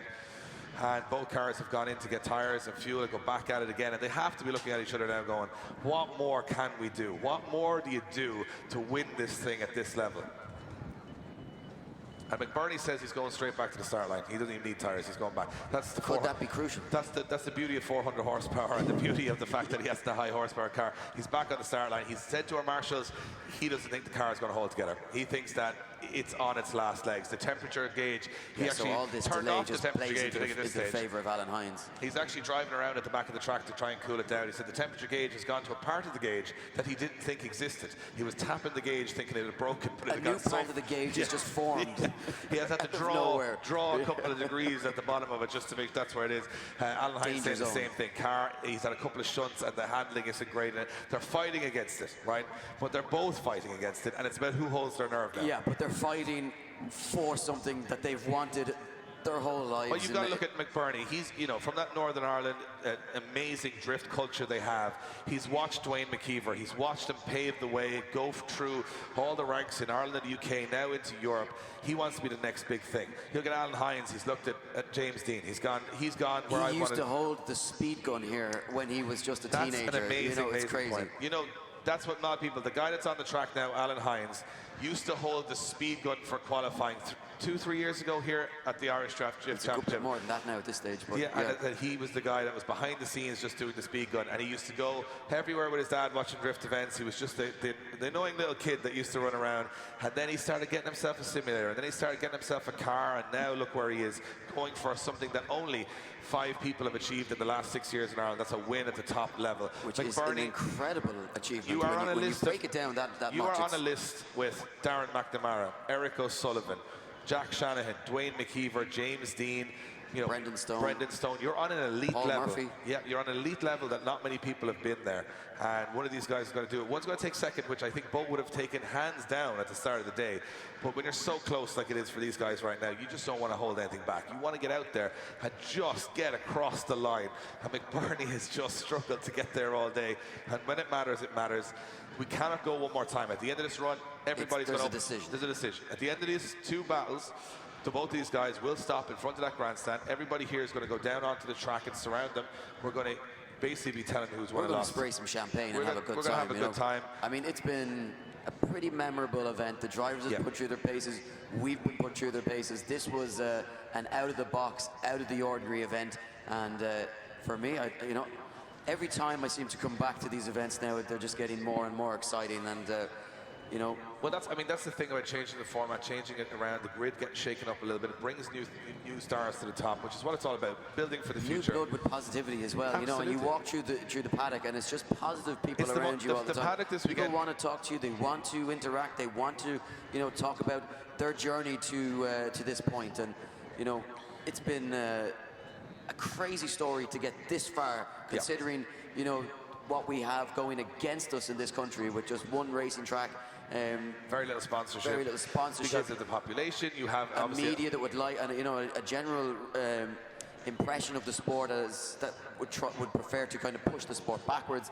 But we have always just managed to build and just produce incredible drivers and spectacles here in Mondello Park. But I mean, for me, these are the guys that this sport has built in the last 3 or 4 years. The positivity, the culture has built drivers like this in this country against all odds. And today, they are the epitome of against all odds. And David, they are at the start line.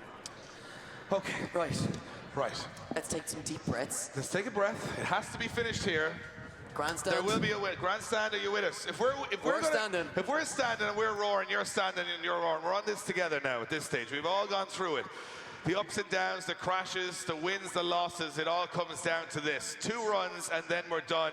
We're going to award a winner. McBurney, Hines. Who can hold their nerve and do what so few have done in the past and achieve at this level? And they're doing it with modest machinery and full enthusiasm. In battered and bruised and tired cars, they come off the line for the second last time as McBurney leads in Hines into the first corner. Hines dives very in. aggressive, Dave. Hines overly aggressive, but keeps it. Bringing the fight to McBurney, but McBurney unfazed, stays in it. Side by side as they come into Link ECU corner. You can hear McBurney's car breaking down. You can see Hines struggling with the steering, but they're keeping it in the one direction as they dive. The engine wants to give up, Dave, but McBurney won't let it. They drop wheels as they come into the final wall and they cross the line. And McBurney pulls a gap in a broken car at the end. They're fighting, we're fighting. There'll be a war up in the tower yet. I mean, pick a side. Either way, drifting's winning today. As they go back down. Guys, give him a big wave as Alan Hines comes by in the grandstand. He's got one more run. He did enough. But McBurney, this is the bit that I enjoyed, was the fact that towards the end of the run, he started to pick up a little bit of pace, but you could hear his car breaking down and breaking down as they went through the run. You can see Alan Hines fighting with the steering, straightening up in the middle. And still throwing this car on insane angle, which I can only imagine puts the engine under even more severe pressure. Absolutely. When I look at this, McBurney in the lead position, Hines in the chase position. Now we switch him around. It's all down to Mark McBurney. Does the car have enough legs to chase here? That's what he's worried about. He's looking down at the temperature gauges. You know he's looking at the gearbox. I don't even believe that engine's working. I reckon he's got a hole in the floor and he's Fred Flintstone this thing around the place because there's no way it is held together. Look at Alan this Hines. long Alan in this Hines heat. on the radio to his spotter, Richie Keller, and he's saying he was pretty good there, Alan. You're going to have to be sensational here, and someone is going to have to be sensational. It's the last run of the day. One, and we are done. Here we go. Hines comes off the line and it's McBurney. It's all on McBurney in the chase, but does the engine have enough to carry him through this battle? fire into that first corner. The gap initiated, but look at McBurney dives. Yeah, big gap on the entry there, but Alan Hines hitting the cone. McBurney now right on the door, wheel to wheel. They almost make contact for the final time. They come around by Link ECU. Can McBurney find something special to take down Alan Hines in the Pro Drift Academy S14? They take it to the wall. McBurney drops off. But can he bring it back across the line? Unbelievable scenes in Mondello Park. Grandstand for the final time of the day. Hit them with a wall of sound. They have laid it all out on track and left nothing to chance. You know what? You could hear McBurney there. There was nothing left. The car was dead. It was actually hammering a throttle. That engine is absolutely done in that car. He wouldn't have done another run. But they're still alive, and a decision has to be made, and it's a close one again. But there is a decision. We can send you guys down onto the track, open the gates, go down, give them a big round of applause, Mark McBurney and Alan Hines. Get yourselves down onto the track. I have no idea what way this one's going to go. It's a close battle, mistakes on both sides. And we have a decision. We're going to the podium. Nathan, talk us through it. Emotional times down there. Both of these guys look exhausted. The cars look exhausted. We're going to the podium. And, well, Dave, I don't even know where to begin. From my vantage point, it was just a smoky, incredible display of action there. I can't wait to find out what's going on. The last couple of battles there, you see mechanical failures, and then they rise back up. They have amazing battles. Third and fourth was great. That was even better. I can't wait to see. We're going to have a brand new winner here today. Will it be Alan Hines, or will it be Mark McBurney? What a day it has been, and it's only round 1 of 5. So we're going to do this a whole much more at times. Let's just hope we have the same sun that we've had today. The audience has been popping. What a crowd we've had. The shades are on, the sleeves are rolled up. We are bringing out the podiums. The photographers are snapping like crazy. Let's go and see if we can have a quick word while the master comes on down to give out some awards. The guys here shaking hands. That's what it's all about. When it gets to it, the battles on the track, when they come off, you know, it's all smiles, and that's what we like. We're Caldwell there, of course. Went into third. Guys, can we get up some final words? Who wants to talk to me first? McBurney, does anybody feel like they took the nudge? You do really not know at this point? I have no idea. Honestly, I think Alan, maybe just beat me, but I don't know. It's hard to say. What makes you say that? It's very hard to tell from in the car. You don't have a lot of perspective, especially from the judges are sitting there, can see it all. We have a very, it's very narrow-minded. Of course, yeah, from our point of view, it's an awful lot different vantage point from where you guys are, just looking at your hands on the steering wheel. Fine, Hines, talk to me. How did you find that? Do you feel the same, or do you think a bit different? Well, I think Mark got me by a small bit also, or the other way around. So we're we're not too sure. Of course you can. You can say whatever you like, Mr. Hines. I think people would rather hear me than you anyway.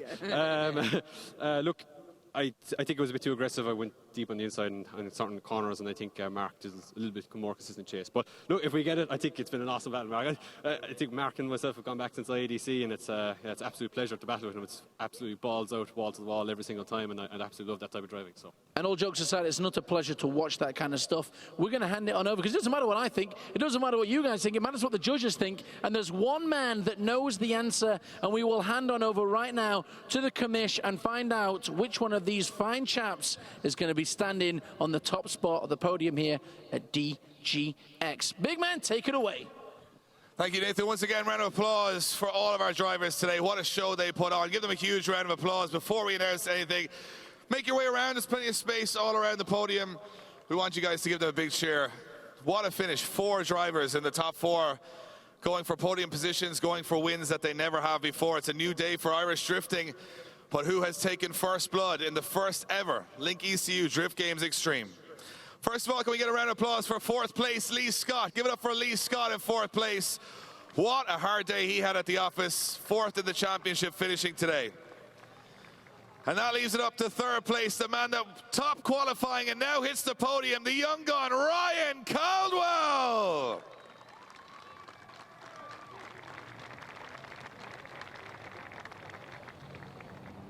And this one, the judges informed me, was one of the closest decisions ever in the history of Irish drifting. They had to really break this one down. But I can announce that taking 2nd position is is Mark McBurney.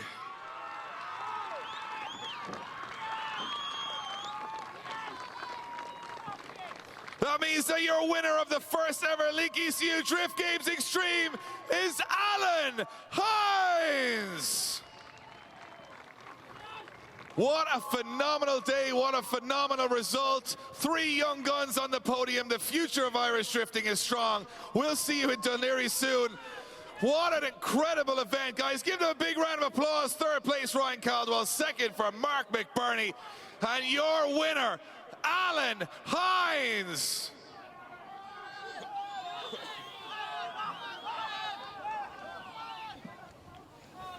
And you can tell the inexperience on the podium straight away. There we go. Give it up for Alan Hines, your winner of round 1 of the Link ECU Drift Games Extreme. What a weekend, what a result, what a start. An incredible finish to an amazing event. That's all from us at Tower. Hand you over to Nathan. What a day. Speechless, haven't got many words left more than you. Incredible stuff for the final time.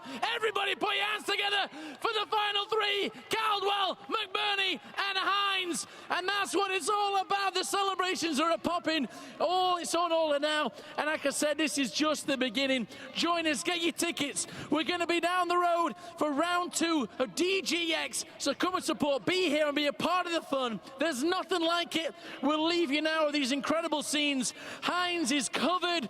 I'm completely out of words. Thanks for joining us. And until next time, thanks very much. See you at round 2.